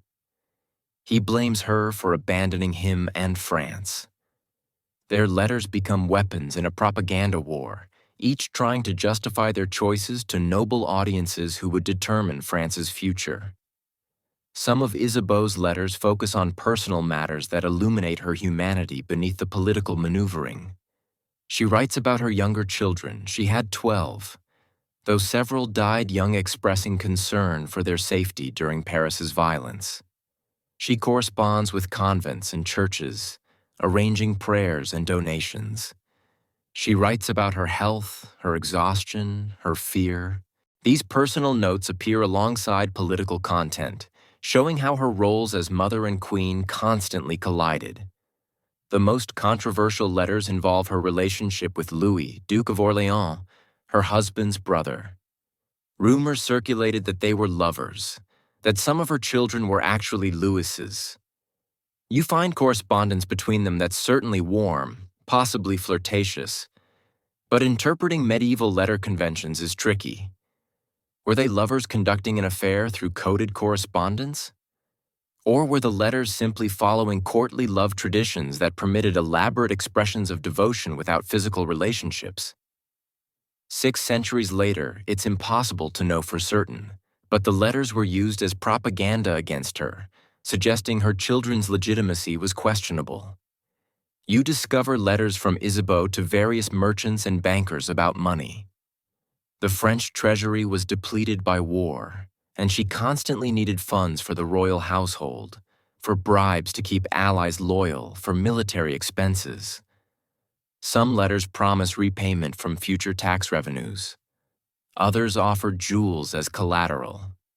A few suggest desperation, asking for loans on increasingly unfavorable terms. These financial letters show the practical reality behind political decisions.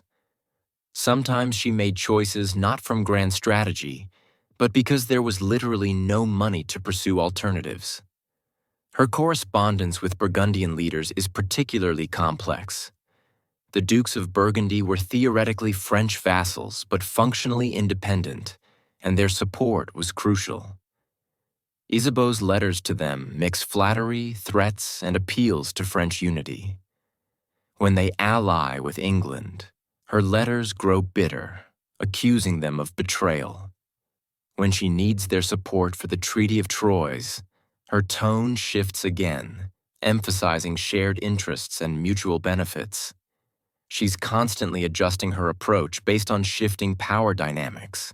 Some letters show Isabeau attempting to protect specific individuals during Paris's violence. She writes on behalf of servants, courtiers, even some nobles, asking that they be spared or released from imprisonment. These interventions didn't always work. Her authority is limited and contested, but she tried. These letters complicate simple narratives of her as purely self-interested. She used what power she had to help others, even while making larger decisions that remain morally ambiguous.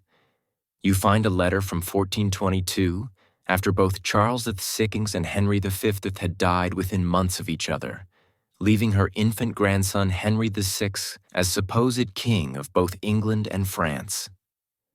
Isabeau writes to English regents governing in the child's name, still trying to influence policy, still attempting to shape outcomes.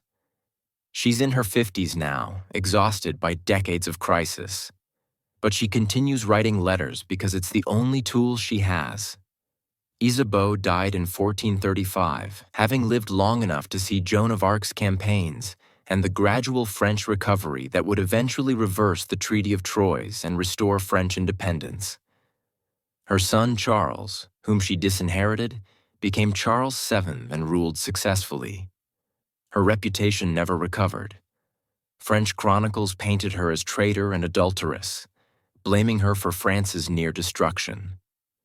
But reading her actual letters rather than others' descriptions of her actions presents more complexity. You see a woman trying to govern during impossible circumstances, making choices between terrible options, using correspondence as her primary tool because direct power was denied to her. Maybe she was a traitor. Maybe she was a pragmatist. Maybe she was simply trying to survive and protect her children in a world collapsing around her. Her letters don't resolve these questions. They just show her wrestling with them, one sealed document at a time. Isabeau's story shows the dangerous edge of using love letters for politics. When correspondence fails, when negotiations collapse, when choices prove disastrous, the letters remain as evidence. Unlike conversations that fade from memory, letters preserve decisions forever, available for future judgment. Isabeau's correspondence gave her power, but it also provided ammunition for her enemies. Every letter was simultaneously a political tool and a potential exhibit in her trial by history. The candle burns low in those royal chambers, and Isabeau seals another letter with trembling hands. She knows this correspondence might be read as treason. She sends it anyway because what choice does she have? Survival sometimes requires betrayal, or what looks like betrayal from certain angles. Her letters will echo through centuries, debated, analyzed, condemned, occasionally defended, but never fully understood because understanding would require impossible knowledge of her heart behind the careful words. You find yourself in the streets of medieval Norwich, the year 1413, following a woman who won't stop talking. Marjorie Kempe is about 40 years old, and she's crying again. She cries constantly. Actually, loud sobbing fits that disrupt church services and make travelers refuse to journey with her. But she's also writing, or rather dictating, because she can't write herself. And the letters and testimonies she produces are among the strangest documents in medieval history. Mystical visions employed as political shields, religious ecstasy weaponized against anyone who tries to silence or harm her. Marjorie Kempe wasn't born to power. She was a merchant's daughter who married a merchant, had 14 children, tried running businesses that failed, and then around age 40 began having religious visions. Or she claimed to have them.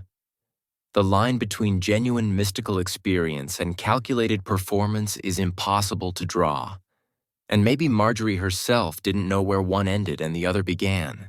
What matters is that she learned to use her supposed direct relationship with Christ as armor against a world that wanted to control her.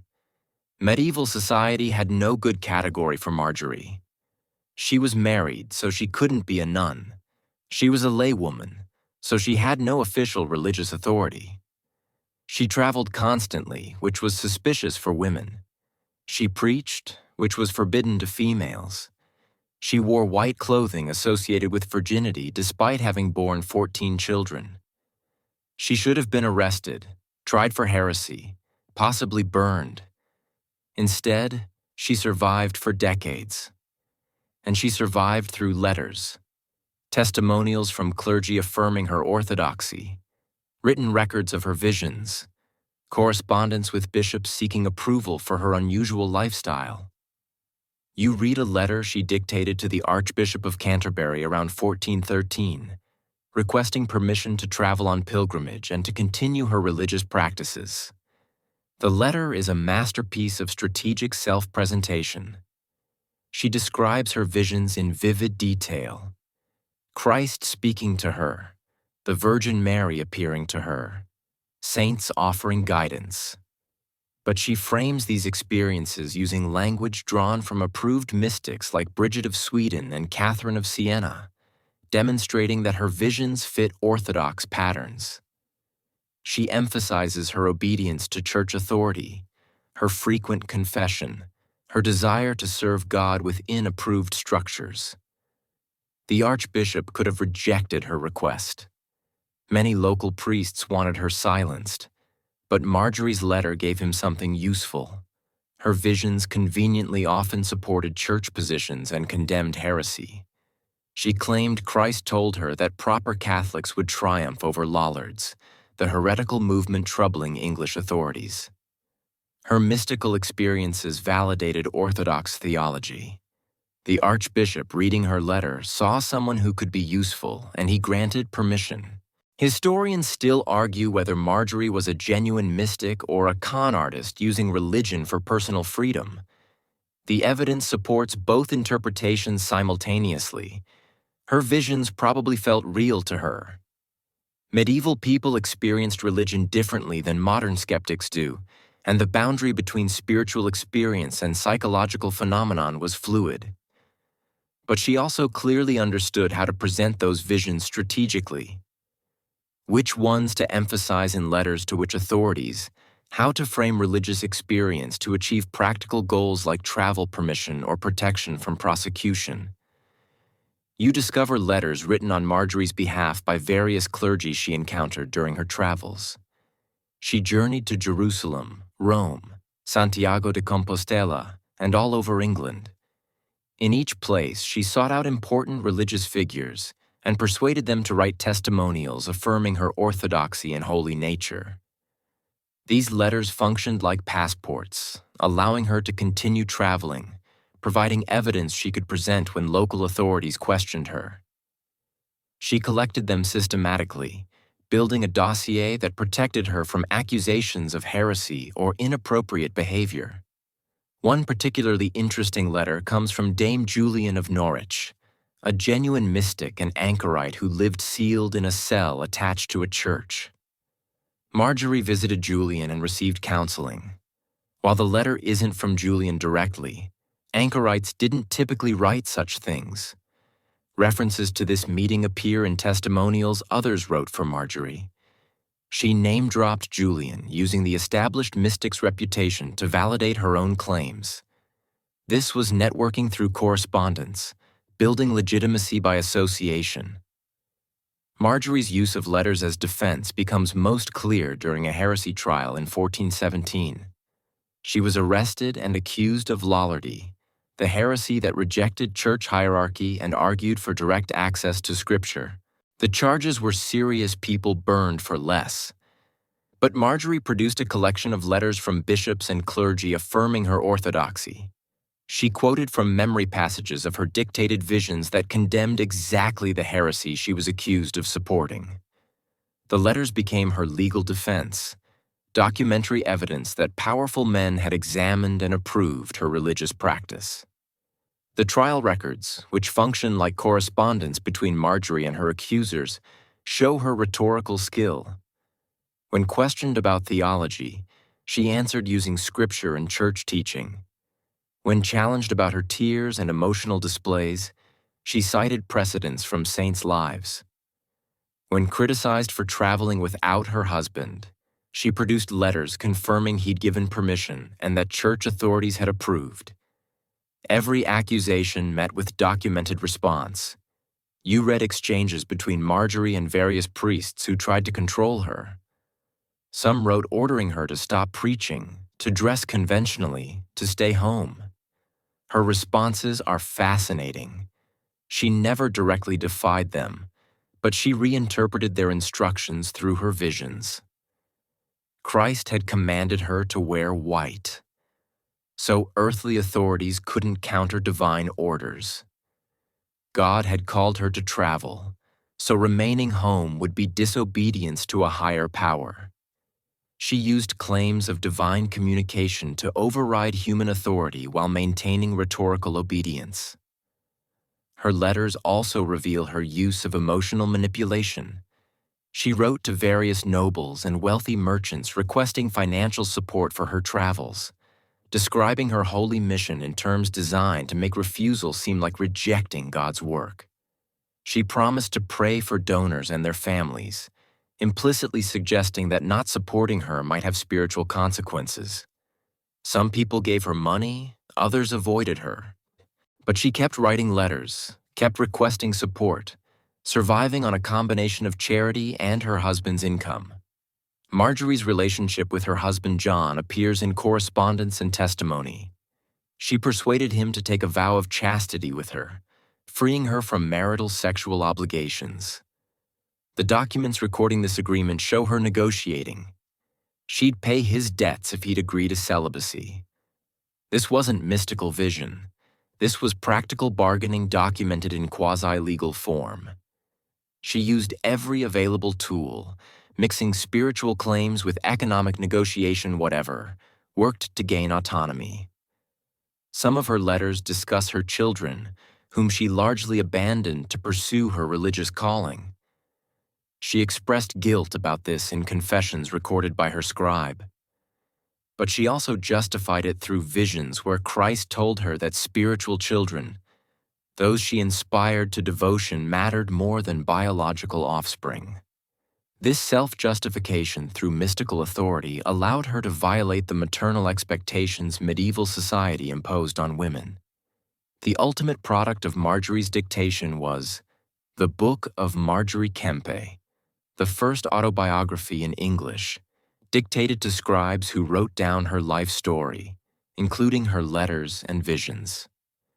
The book itself functioned as an extended letter to posterity, a defense of her choices, an argument for women's right to direct religious experience. It wasn't published in her lifetime. It couldn't be. Printing didn't exist yet, but she had copies made and circulated, continuing her project of self-justification through the written word. Marjorie Kempe died sometime after 1438, probably in her 60s, having traveled thousands of miles, having survived multiple heresy accusations, having dictated a book that preserved her voice across 6 centuries. She succeeded by turning her gender's supposed weakness, emotional excess, inability to control feelings, into spiritual authority. Her tears became evidence of divine favor. Her inability to stay quiet became proof that God compelled her speech, and her letters and testimonials became shields against anyone who tried to silence her. You watch as Marjorie dictates another passage to her scribe, her voice hoarse from crying, her words tumbling out in the distinctive voice that makes her book so readable.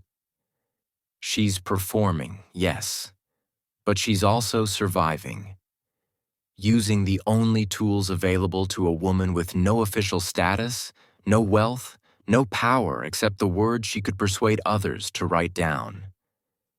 Her love letters weren't romantic. They were addressed to Christ, and they bought her freedom, one mystical vision at a time.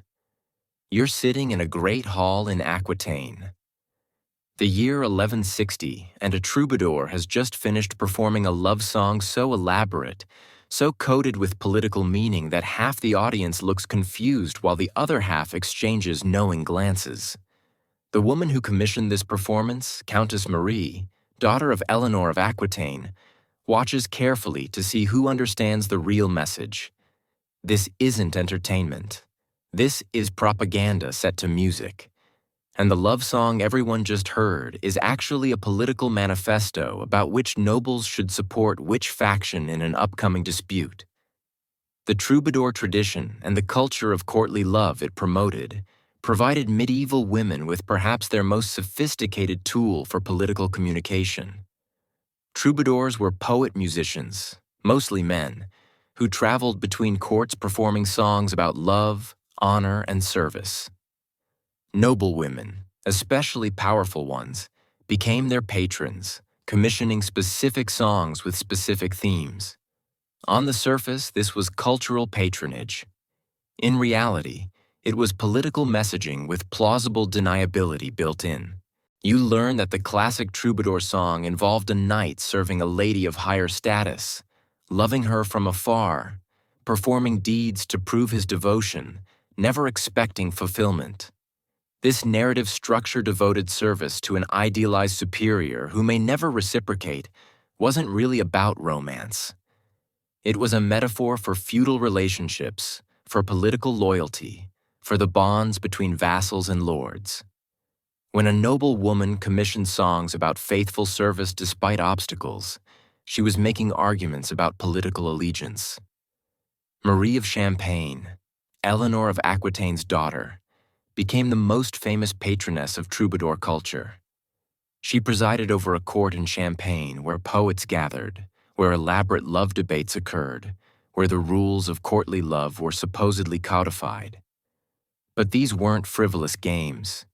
You read descriptions of these courts of love, and they're actually discussing real political questions disguised as romantic scenarios.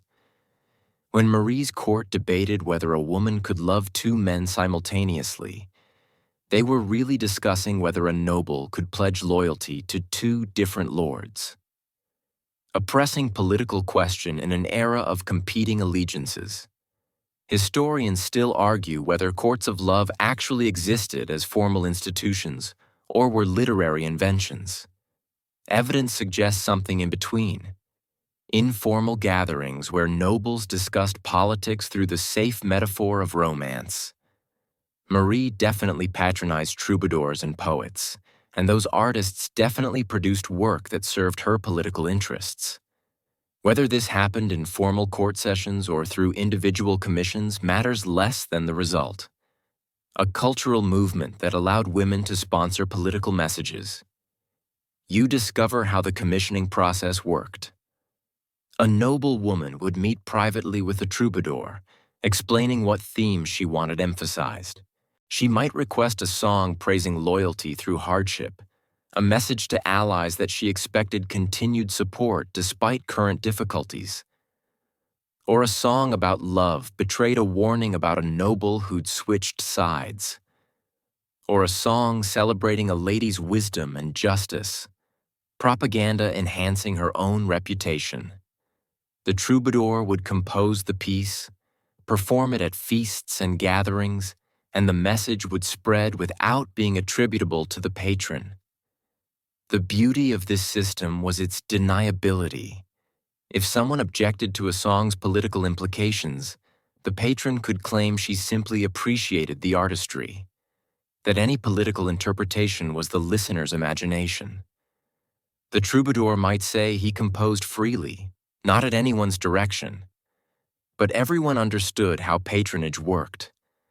Troubadours needed noble support to survive, and they wrote songs that pleased their patrons, or they didn't eat.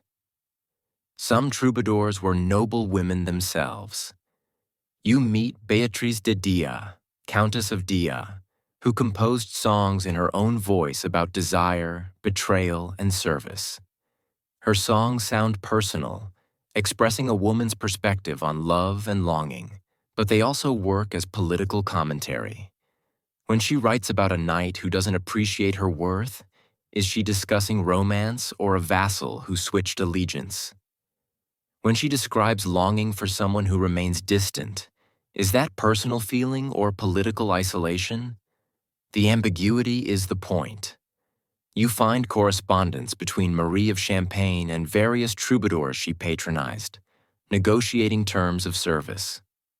These letters discuss payment, performance schedules, themes for new compositions. They're business documents, revealing that artistic patronage was a commercial transaction. Marie paid for specific content, and troubadours delivered. Some letters show her critiquing compositions, requesting revisions, suggesting different emphases.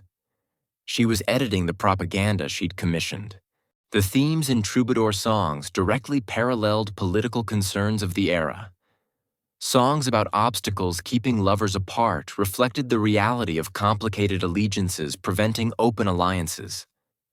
Songs about secret love mirrored covert political partnerships. Songs praising feminine wisdom and judgment supported women's claims to exercise authority. Each popular motif had political application, and savvy listeners understood both levels simultaneously. Religious crusading songs offered another vehicle for political messaging.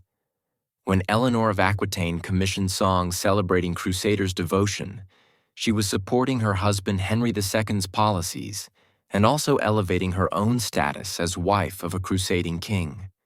When other noble women commissioned songs criticizing crusades' costs, they were expressing opposition to taxation and military levies without directly challenging royal authority. The crusade love song became a way to discuss foreign policy. You discover cases where competing noble women commissioned dueling songs, essentially conducting debates through troubadours. One patron would sponsor a song praising unconditional loyalty. A rival would commission a response arguing that loyalty must be earned through just treatment. The songs would be performed at the same courts, and nobles would take sides, aligning themselves with one position or the other. These were political debates conducted through artistic proxy. The geographical spread of troubadour songs functioned like modern media distribution. A song composed in Aquitaine might be performed in Champagne, Toulouse, and Barcelona within months. Troubadours traveled constantly, carrying songs between courts, spreading their patrons' messages across regions. This created something like a propaganda network, allowing powerful women to broadcast their perspectives far beyond their immediate territories. Some songs included specific musical or lyrical codes that only certain audiences would recognize. A particular melodic phrase might reference an older song associated with a specific family or cause. A word repeated at unusual intervals might create an acrostic message. These techniques added additional layers of meaning accessible only to educated listeners familiar with musical traditions, creating messages within messages. The relationship between troubadour culture and letter writing was symbiotic. Women would write letters to allies referencing specific songs, knowing recipients would understand the allusions. A letter mentioning that "the song of the faithful knight resonates in our hall" told the recipient that the sender remained loyal to their alliance. Letters could also commission new songs from distant troubadours, spreading patronage networks across Europe. You watch as another troubadour performs in the Aquitanian hall. This one singing about a garden where true lovers meet despite others trying to keep them apart. The Countess smiles slightly. The garden is a neutral territory where rival nobles might negotiate. The lovers are political factions seeking alliance. The obstacles are competing interests trying to prevent that alliance. Everyone in the hall who matters understands. Everyone else just enjoys a pretty song about romance. Marie of Champagne eventually commissioned the romance Lancelot, the Knight of the Cart, from the poet Chrétien de Troyes. The story of a knight's devoted service to Queen Guinevere became one of the most influential narratives in Western literature. But it also served Marie's immediate purposes, celebrating women's authority, validating female judgment, arguing that true nobility comes from service to worthy ladies. The romance was entertainment, cultural achievement, and political argument simultaneously, exactly like the troubadour songs it drew from. The troubadour tradition declined in the 13th century as political structures changed and new literary forms emerged. But while it lasted, it gave medieval women something remarkable: the ability to commission public political statements through artistic patronage, to shape cultural conversations, to influence opinions across wide territories. The love songs weren't about love, or not only about love. They were about power, and the women who paid for them understood exactly what they were buying. You stand on a rain-swept battlefield in Yorkshire, the year 1461, and everywhere you look, there's mud and blood and the wreckage of armies. This is the Battle of Towton, possibly the bloodiest battle ever fought on English soil. And somewhere miles away in a castle, Margaret of Anjou is writing letters. She's been writing for years now. Desperate letters, angry letters, strategic letters, letters that moved armies and shifted allegiances. She's Henry VI's queen, but her husband is useless, prone to complete mental collapse. So Margaret has spent the past decade fighting the Wars of the Roses with the only weapons she has: words, determination, and fury. Margaret of Anjou came to England from France in 1445 as a 15-year-old bride for Henry VI. She brought no dowry. The marriage was a peace gesture during the 100 Years' War, which meant she started with political debts and no resources. For the first few years, she seemed like a conventional queen consort, bearing one son, participating in court life. Then Henry suffered his first mental breakdown in 1453, and suddenly Margaret was governing England because someone had to and there was no one else. You read her early letters from this period, written to nobles across England, and they're carefully balanced between authority and deference. She signs documents as regent but phrases her commands as requests, acknowledging that as a woman and a foreigner, her authority is contested. She writes about governing in her husband's name, about protecting her infant son's inheritance, about maintaining stability until the king recovers. She's trying to build legitimacy through correspondence, demonstrating competence, proving she can be trusted with power. But Richard, Duke of York, had his own claim to the throne, and he didn't accept Margaret's authority. The Wars of the Roses began as political maneuvering, turned into armed conflict, and eventually became the dynastic catastrophe that killed much of England's nobility. Margaret found herself commanding the Lancastrian faction, defending her husband's throne and her son's inheritance against Yorkist armies.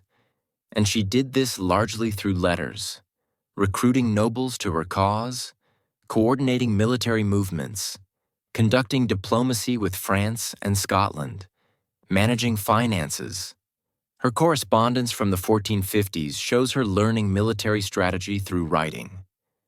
She exchanges letters with commanders about troop positions, supply lines, defensive fortifications. She writes to allies, requesting men and money, making promises about rewards after victory. She corresponds with enemies, sometimes offering reconciliation, sometimes delivering threats. Her letters become increasingly direct, less concerned with feminine modesty, more focused on effective communication. War didn't allow time for elaborate courtesy. Historians still argue whether Margaret was a heroic defender of her family's rights or a power-hungry foreigner who prolonged a destructive civil war. She certainly made enemies' contemporary chronicles, mostly written by Yorkist supporters after their eventual victory, portray her as a she-wolf, an unnatural woman wielding power that should belong to men. But reading her actual letters rather than her enemies' characterizations presents a different perspective. She's fighting for her son's inheritance against nobles trying to seize the throne through force. What else should she have done? Surrendered quietly? You discover a letter she wrote to her uncle Charles VII of France in 1460 requesting military aid. The letter is a masterpiece of diplomatic writing.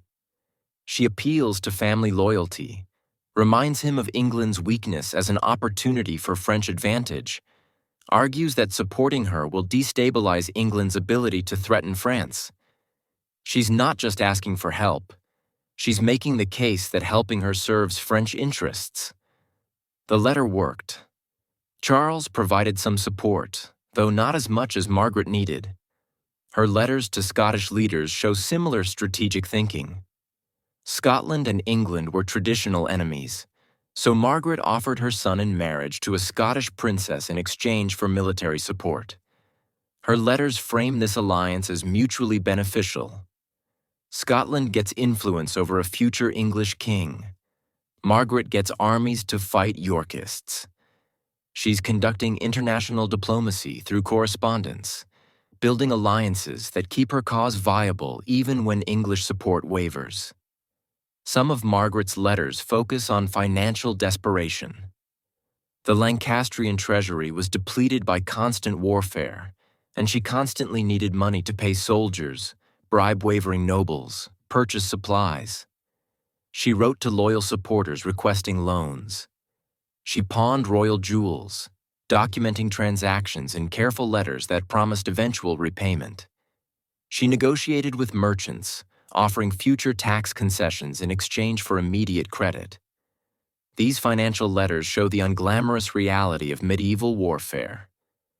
You can't fight without money, and getting money requires constant correspondence with anyone who might lend.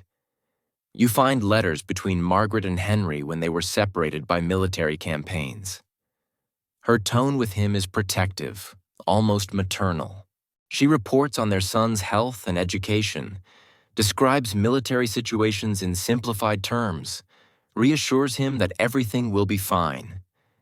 Henry's mental fragility meant Margaret had to manage him as well as everything else, and her letters to him show the exhausting emotional labor of keeping a mentally ill husband functional enough to serve as a figurehead while she actually governed. Her correspondence with nobles who switched sides is particularly interesting. Some men fought for Lancaster, then York, then Lancaster again as fortunes shifted. Margaret's letters to these turncoats mix forgiveness with implicit threat.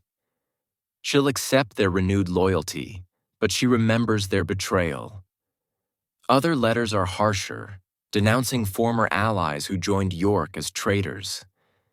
She understood that in civil war, today's enemy might be tomorrow's necessary ally. So correspondence had to balance principle with pragmatism. The Battle of Towton in 1461 was catastrophic for Lancaster. Margaret's forces were crushed, thousands died, and she fled north with Henry and their son. But even in defeat, she kept writing letters. You read her correspondence from exile in Scotland and France, still trying to organize resistance, still rallying supporters, still refusing to accept York's victory as final. For someone who'd lost everything, she remained remarkably active, as if sheer determination and correspondence could reverse military reality. Her letters from this period show physical hardship. She writes about traveling through winter storms, about poverty forcing her to seek shelter in humble houses, about being robbed by bandits. The Queen of England, daughter of French nobility, was living like a refugee, and her letters document this degradation without self-pity. She described circumstances matter-of-factly, always pivoting to strategy. Despite hardships, here's what we must do next. Here's how we continue fighting. Margaret launched multiple invasion attempts from Scotland and France through the 1460s, each coordinated through letters to supporters in England who might rise in rebellion when she landed. Some attempts gained temporary success before being crushed. Others failed immediately. But she kept trying, kept writing, kept fighting for 14 years until 1471, when her son Edward was killed at the Battle of Tewkesbury. With Edward dead, Henry already murdered in the Tower of London, there was nothing left to fight for. You read her final letters from English captivity before she was ransomed and returned to France. The tone is defeated, exhausted. She writes to French relatives requesting help securing her release, describes her poverty and isolation. The fierce warrior queen who commanded armies has become a broken woman begging for rescue. She was ransomed in 1475 and returned to France, where she lived in poverty until her death in 1482. Her pensions unpaid, most of her possessions sold. Margaret of Anjou's letters trace an arc from teenage bride to warrior queen to defeated exile. They show a woman who fought with every tool available.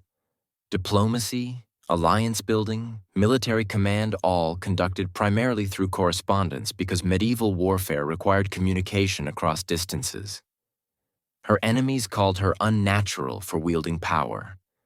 But she would have countered that defending her child's inheritance was the most natural thing a mother could do. The rain continues falling on that Yorkshire battlefield as thousands of corpses slowly disappear into mud. Somewhere, Margaret is sealing another letter, sending another messenger, continuing a fight she's already lost but doesn't yet know it. Her correspondence will outlast her armies, preserving her voice even after her cause dies, proving that women could command, could fight, could refuse to surrender quietly even when every convention said they should. You're standing in a shadowy corridor of a French chateau, the year 1385, watching a servant slip a letter into a nobleman's chambers. This isn't official correspondence delivered by announced messenger. This is something darker. An anonymous letter designed to destroy a reputation, forge scandal, ruin a marriage. The medieval love letter could be a weapon as easily as a shield. And women who understood coded correspondence also understood how to weaponize it against enemies. Not all medieval women's letters were noble defenses of family interests or clever political maneuvering. Some were poison, deliberately crafted to harm. Anonymous letters accusing women of adultery could destroy marriages and disinherit children. Forged love letters could create evidence of affairs that never happened. Stolen correspondence could be edited and recirculated to change meanings entirely. The same techniques that protected women could be turned against them. And the psychological warfare conducted through letters was sometimes more devastating than physical violence. You discover a case from 1350s Italy where a noble woman's enemies fabricated love letters supposedly from her to a knight who wasn't her husband. The forged letters were explicit, describing physical intimacy in detail that medieval people would recognize as genuine passion. The forgeries were distributed to her husband, her father, key political allies. The scandal nearly destroyed her. Divorce proceedings began. Her children's legitimacy was questioned. Her family's political position weakened. She fought back with her own letters, swearing innocence, demanding the accusers prove authenticity, pointing out inconsistencies in the forgeries. The case dragged on for years, unresolved, her reputation permanently damaged, even though she may have been completely innocent. Historians still argue how common forgery was versus how often women claimed forgery to escape consequences of real affairs. The evidence is ambiguous by design. Successful forgeries were meant to be indistinguishable from genuine letters. Some accusations were certainly false, others probably true but denied. The impossibility of certainty was part of what made forged letters so dangerous. Once doubt was introduced, proving innocence became nearly impossible. Anonymous letters were another dark art. You read about noble women receiving unsigned warnings about their husbands' infidelities, their allies' betrayals, their servants' theft. Some warnings were genuine, from friends who couldn't risk being identified. Others were malicious, designed to create suspicion and conflict. A woman receiving an anonymous letter about her husband's affair faced impossible choices: investigate and risk destroying her marriage over lies, or ignore it and possibly remain deceived. Either way, the anonymous letter had achieved disruption. Some women became expert at this dark correspondence. You meet a Burgundian noblewoman from the 1420s who maintained elaborate networks of servants and spies, gathering information about rivals and then deploying it through carefully crafted anonymous letters. She'd send a letter to a man suggesting his wife was unfaithful, including just enough accurate detail about the wife's movements to make the accusation plausible. When the marriage destabilized, the noblewoman would position herself to benefit, perhaps arranging her daughter's marriage to the man once he divorced, or forming a political alliance with his family once they were weakened by scandal. The mechanics of anonymous correspondence required care. Handwriting could identify writers, so anonymous letters were often dictated to servants who could be threatened into silence, or who couldn't read what they were writing. Messengers had to be carefully chosen, loyal enough not to reveal their employer, expendable enough that their word wouldn't be believed if they did talk. Seals were avoided since they identified senders, or fake seals were used to implicate innocent parties. You discover blackmail letters where women who possessed compromising correspondence from others threatened exposure unless demands were met. A noble woman who'd intercepted letters between her husband and his mistress might threaten to send copies to the mistress's husband unless political concessions were made. A woman who possessed letters revealing an ally's secret negotiations with enemies could threaten exposure to maintain that ally's loyalty. The threat was often more valuable than actual exposure. Once letters were revealed, the leverage disappeared. Some of the cruelest letters were sent to women in convents from families who'd forced them there. You read correspondence from a father to his daughter whom he'd sent to a convent to avoid paying dowry for her marriage. His letters alternated between piety, assuring her that religious life was her true calling, and threats reminding her that attempting to leave would bring family retribution. These weren't anonymous or forged, but they were weapons nonetheless. Psychological tools to keep women confined against their will. Intercepted correspondence created its own category of epistolary violence. Messengers could be bribed or ambushed, letters stolen, contents revealed. Some women learned their husbands were reading their supposedly private correspondence to family members. Others discovered that servants were selling copies of letters to enemies. The betrayal of correspondence created paranoia. If letters weren't safe, what communication was?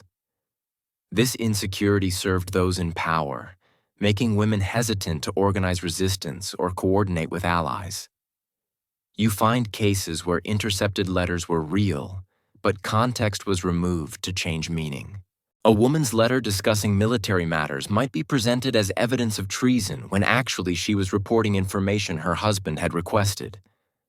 A letter using courtly love language with a male correspondent might be shown to a husband as proof of an affair when actually it was conventional friendship.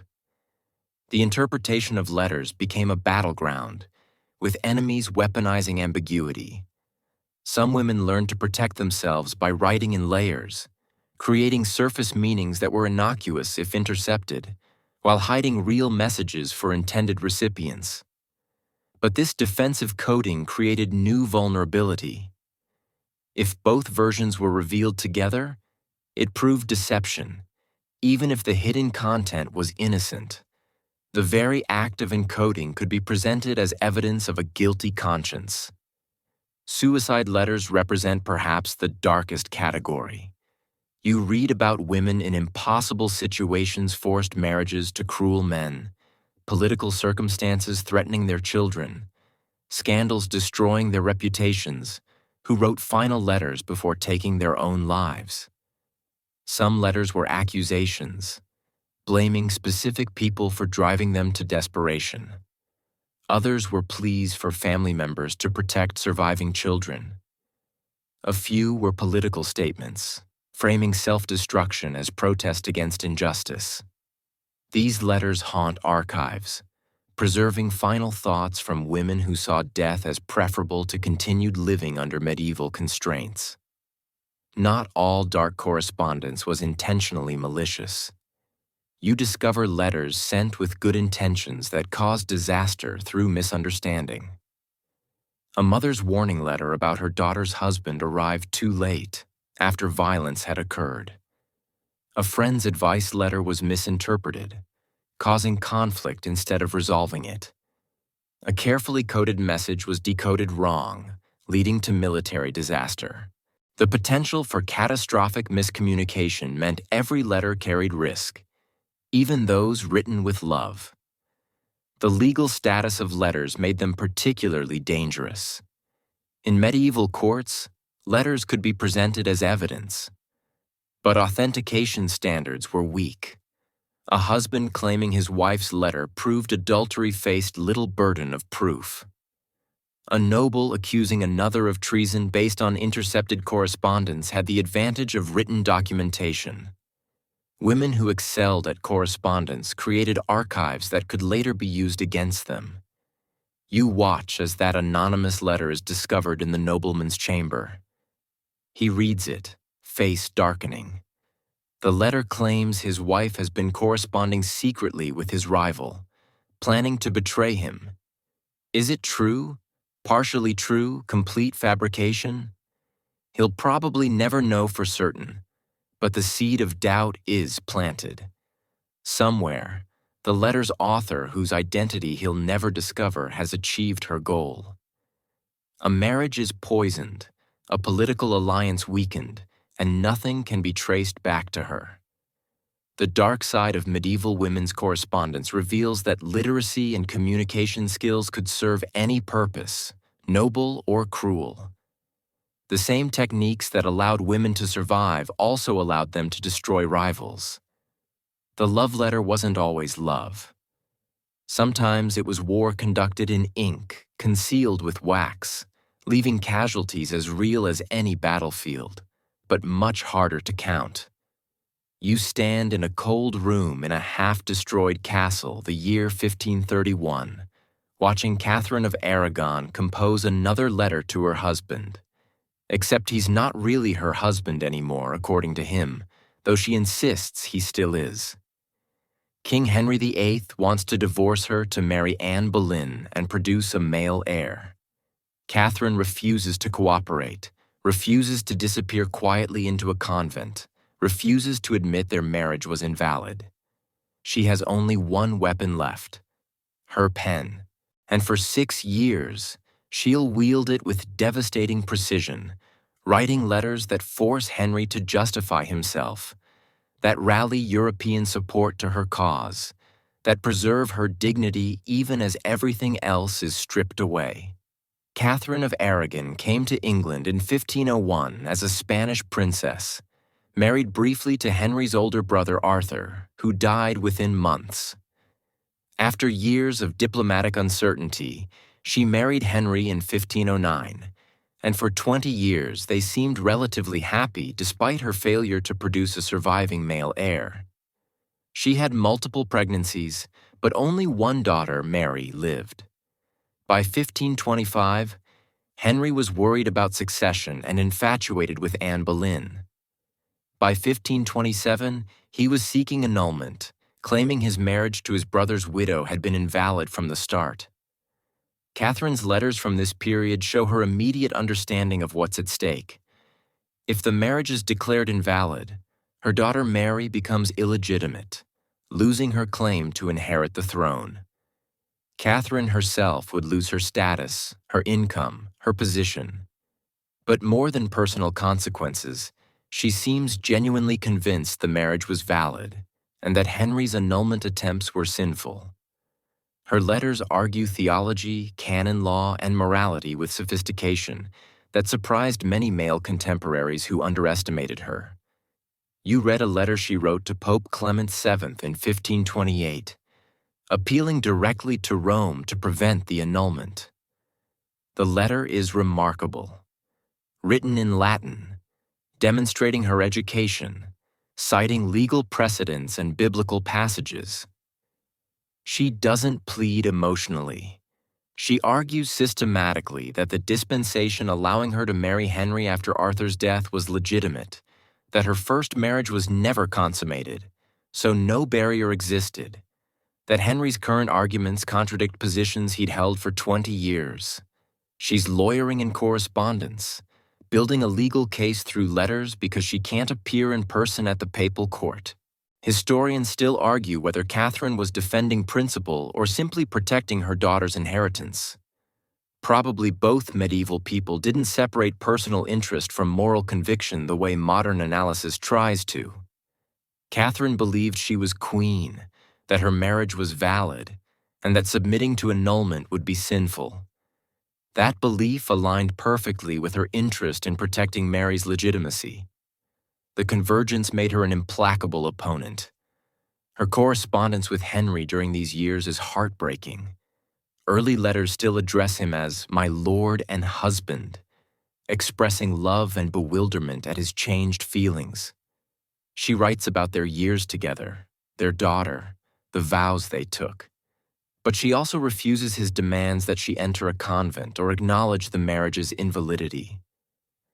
Her letters walk a careful line, maintaining wifely respect while absolutely refusing to cooperate with his plans. Henry's letters to her grow increasingly frustrated and then angry. He demands obedience, threatens consequences, insists the marriage was never valid. Catherine responds with letters that are respectful in form but immovable in content. She'll obey him in all things except this one matter of conscience. She cannot admit to living in sin for 20 years. She cannot bastardize their daughter. She will not surrender regardless of consequences. You discover letters she wrote to her nephew, Emperor Charles V of Spain, requesting military and diplomatic intervention. These letters are more strategic.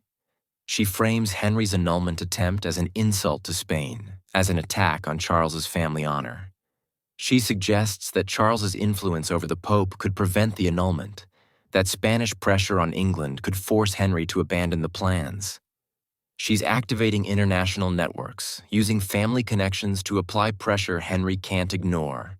Her letters to Mary show a different tone. Entirely maternal, protective, urging her daughter to remain faithful to Catholicism and to her own legitimacy regardless of what her father claims. Catherine writes about endurance, about trusting God, about maintaining dignity in defeat.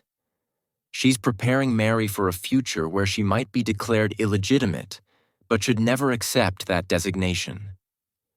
These letters are training manuals for principled resistance. The legal proceedings dragged on for years, and Catherine's letters document every stage.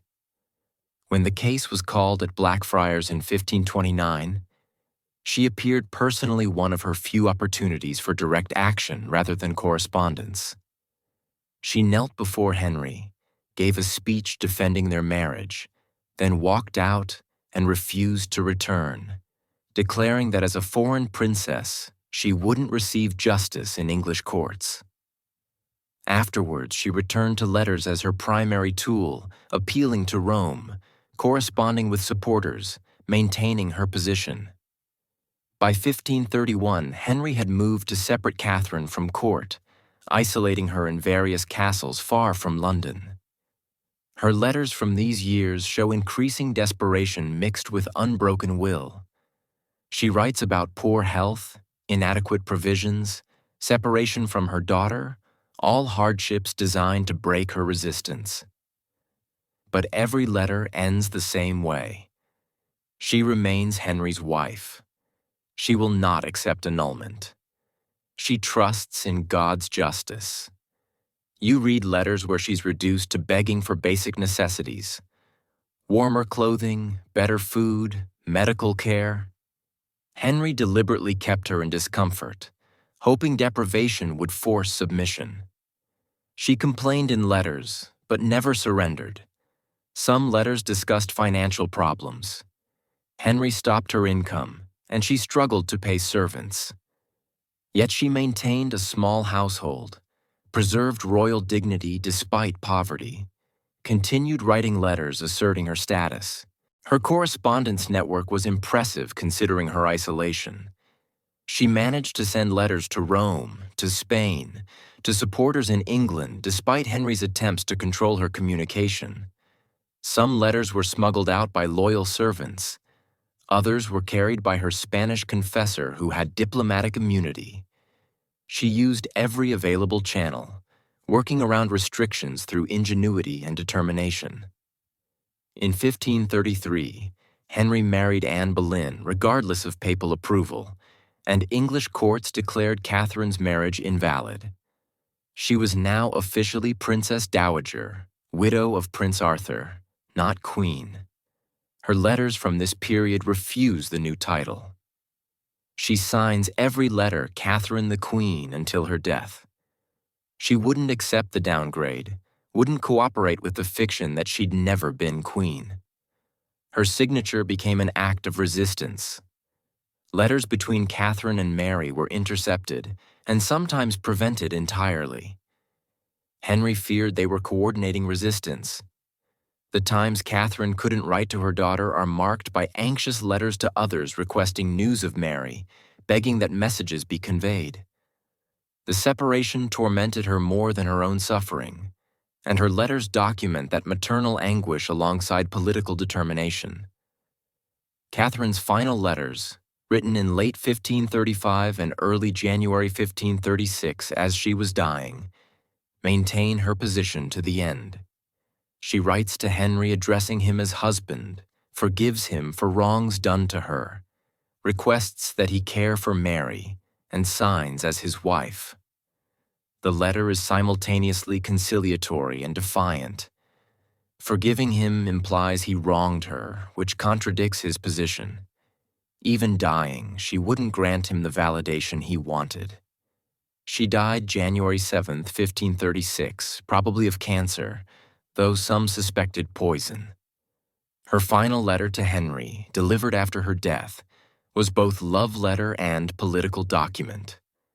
Expression of personal feeling and public statement. By preserving her position unto death, she denied Henry the legitimacy he sought. Her constancy became legendary, making his case look weak by comparison. Catherine of Aragon's letters show correspondence as last resort and final dignity.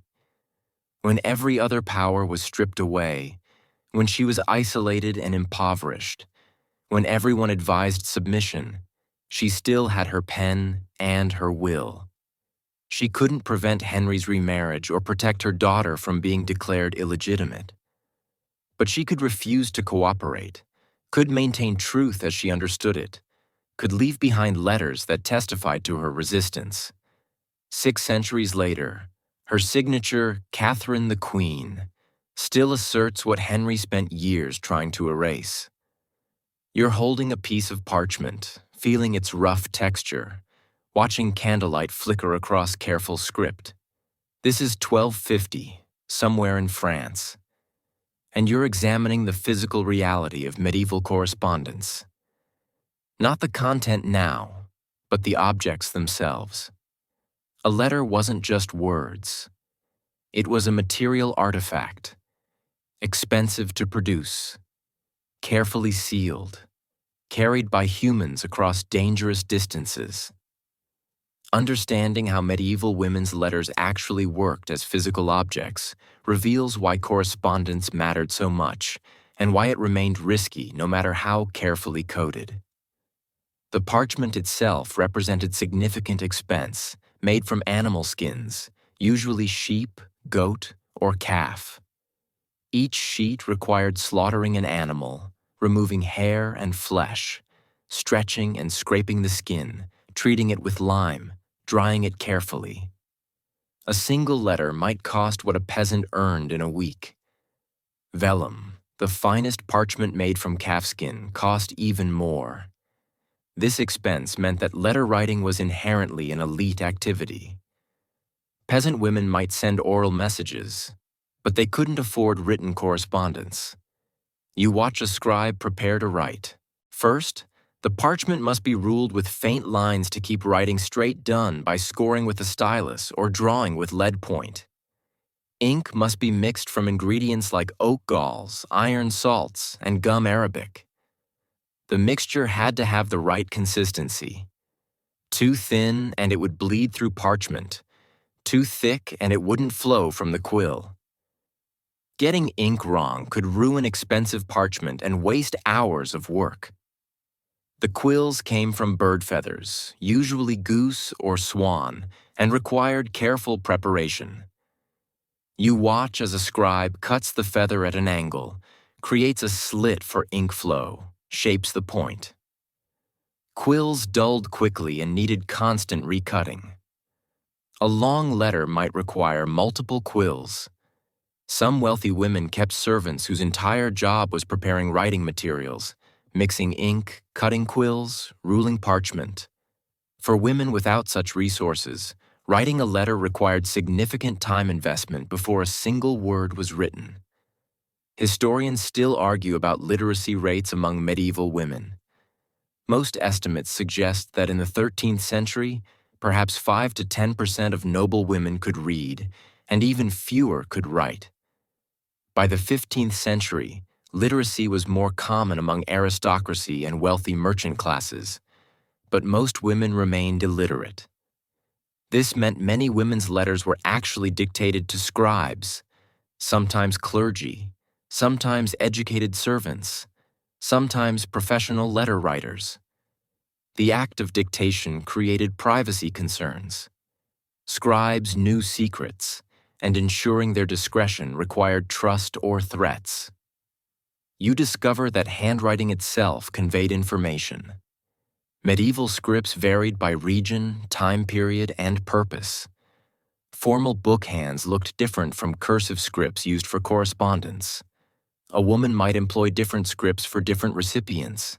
Formal writing for important nobles or clergy, casual script for family.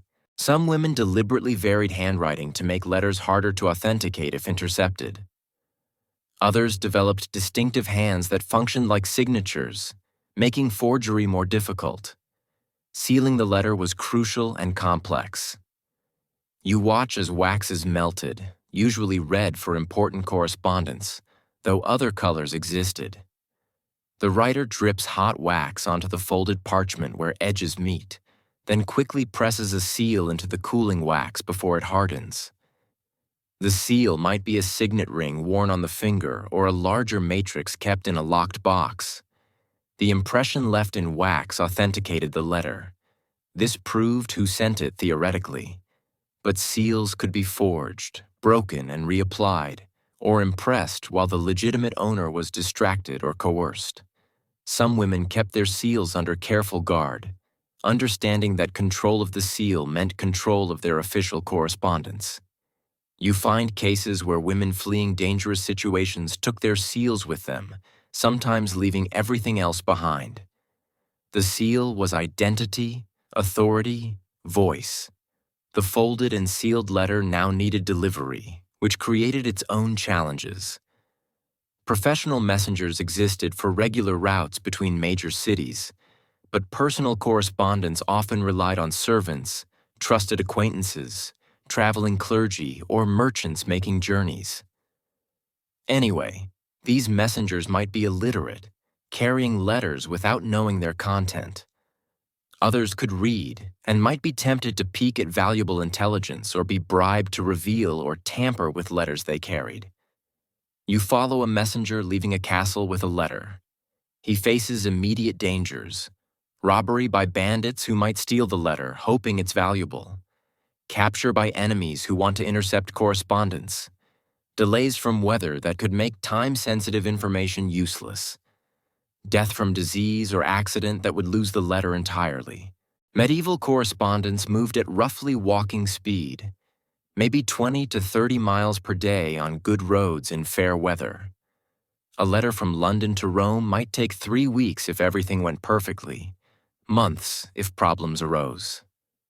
Some women used multiple messengers carrying duplicate letters via different routes, insurance against loss. Others sent preliminary letters warning that important correspondence would follow, so recipients knew to expect something. The most sensitive letters might be delivered orally, with written documents serving only as authentication that the messenger came from the claimed sender. The messenger would memorize the real message, destroying the written version if captured. The cost of sending letters limited how often medieval women could correspond. Messengers expected payment, sometimes substantial amounts for long or dangerous journeys. Women managing households had to budget for correspondence alongside other expenses. This economic reality meant letters were often long, cramming multiple topics into a single expensive sending rather than exchanging frequent short notes as modern communication allows. You discover that some women maintained correspondence budgets documented in household accounts that survive. They show regular payments to messengers, purchases of parchment and wax, fees to scribes for writing or copying letters. These accounts reveal correspondence as a business expense, a professional activity requiring financial resources. Women without independent income depended on husbands or fathers to fund their letter writing, creating another form of control.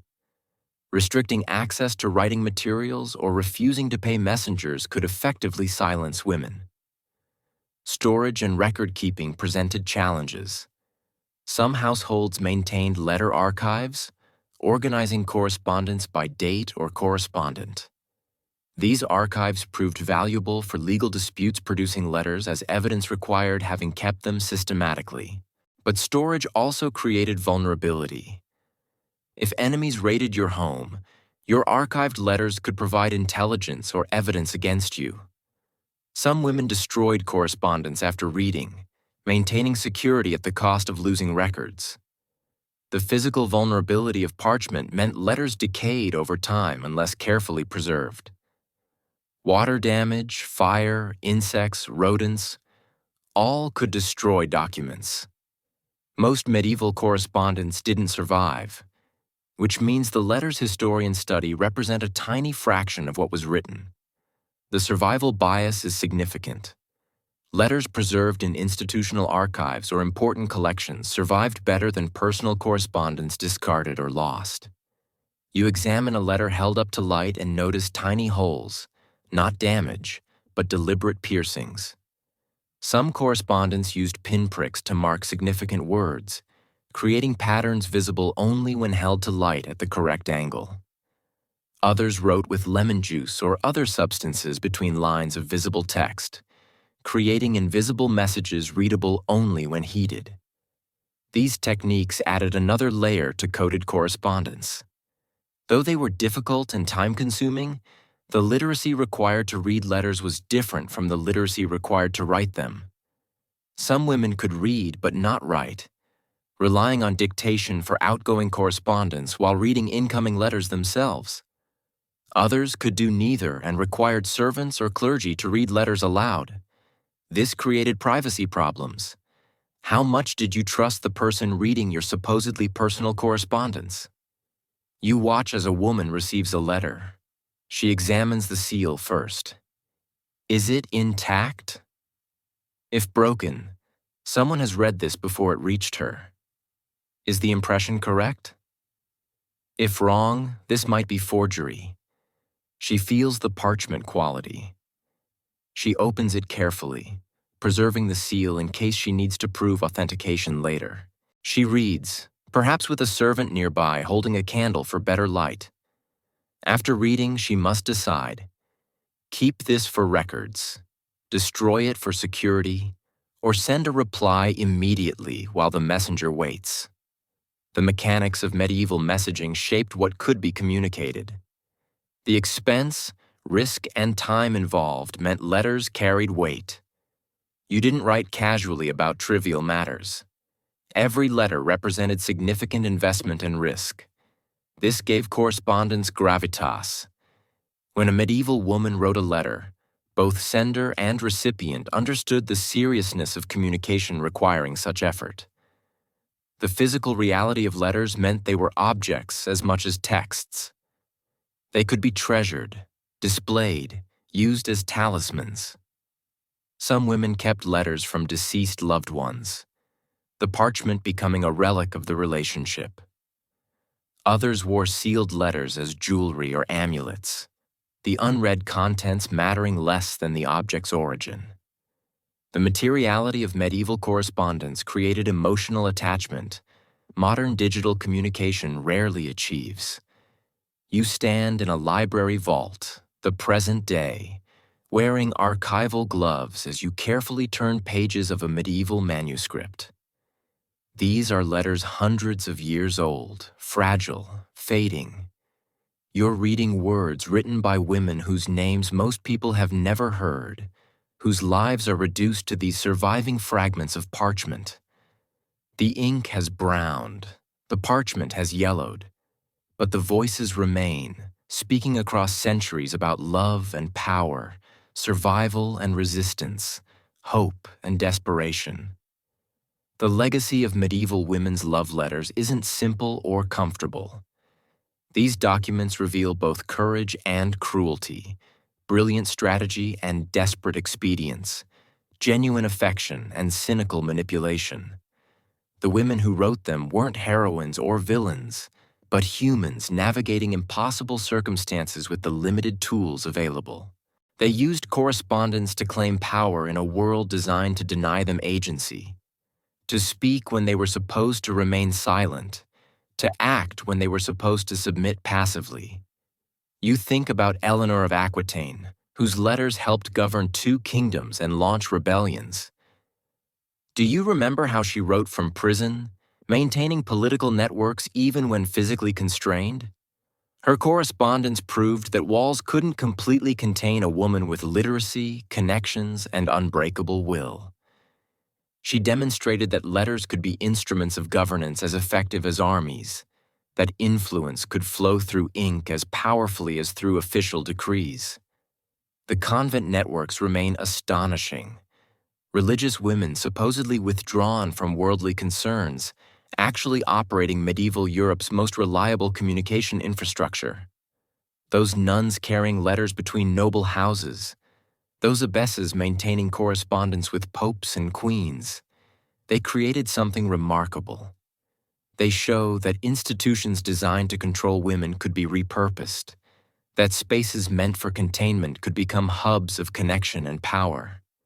Christine de Pisan's revolutionary use of correspondence to argue for women's intellectual equality changed what seemed possible. She proved that a woman could earn her living through writing, could participate in public intellectual debates, could use letters as publication before printing presses existed. Every woman writer who came after her, and there were more than you might think, followed paths Christine mapped through her correspondence and advocacy. Historians still argue about how to interpret these letters. Were medieval women who used correspondence for political purposes feminist pioneers, or simply aristocrats protecting class privileges? The question assumes those categories are mutually exclusive, but they're not. A woman could fight for her family's power using strategies that also expanded possibilities for other women. Personal interest and broader liberation could align. The women who mastered epistolary politics may not have been trying to liberate all women, but they demonstrated female competence in ways that challenged assumptions about women's capabilities. You read letters from women whose names are lost, whose stories exist only in fragments. A merchant's wife in 14th century Florence managing her husband's business through correspondence while he traveled. A Welsh noblewoman coordinating resistance against English invasion through coded messages. A German abbess negotiating with the Holy Roman Emperor about her convent's rights. Each letter preserved represents dozens or hundreds that didn't survive. Each named woman stands for countless others whose correspondence was destroyed or never written down. The marriage negotiations conducted through love letters reveal systems that were often cruel but occasionally left room for individual agency. Not every medieval marriage was purely strategic transaction.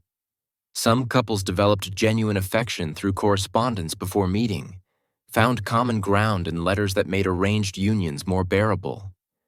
The system constrained everyone, but within those constraints, human connection sometimes emerged unexpectedly. Class mattered enormously, but it didn't determine everything. The techniques medieval women developed for coded correspondence for hiding political content within personal letters influenced how later generations communicated. Renaissance women writers, Enlightenment salons, Victorian campaigners for women's rights, all inherited traditions of using correspondence strategically, of networking through letters, of employing coded language when direct speech was dangerous. The medieval love letter's political legacy extends far beyond the Middle Ages.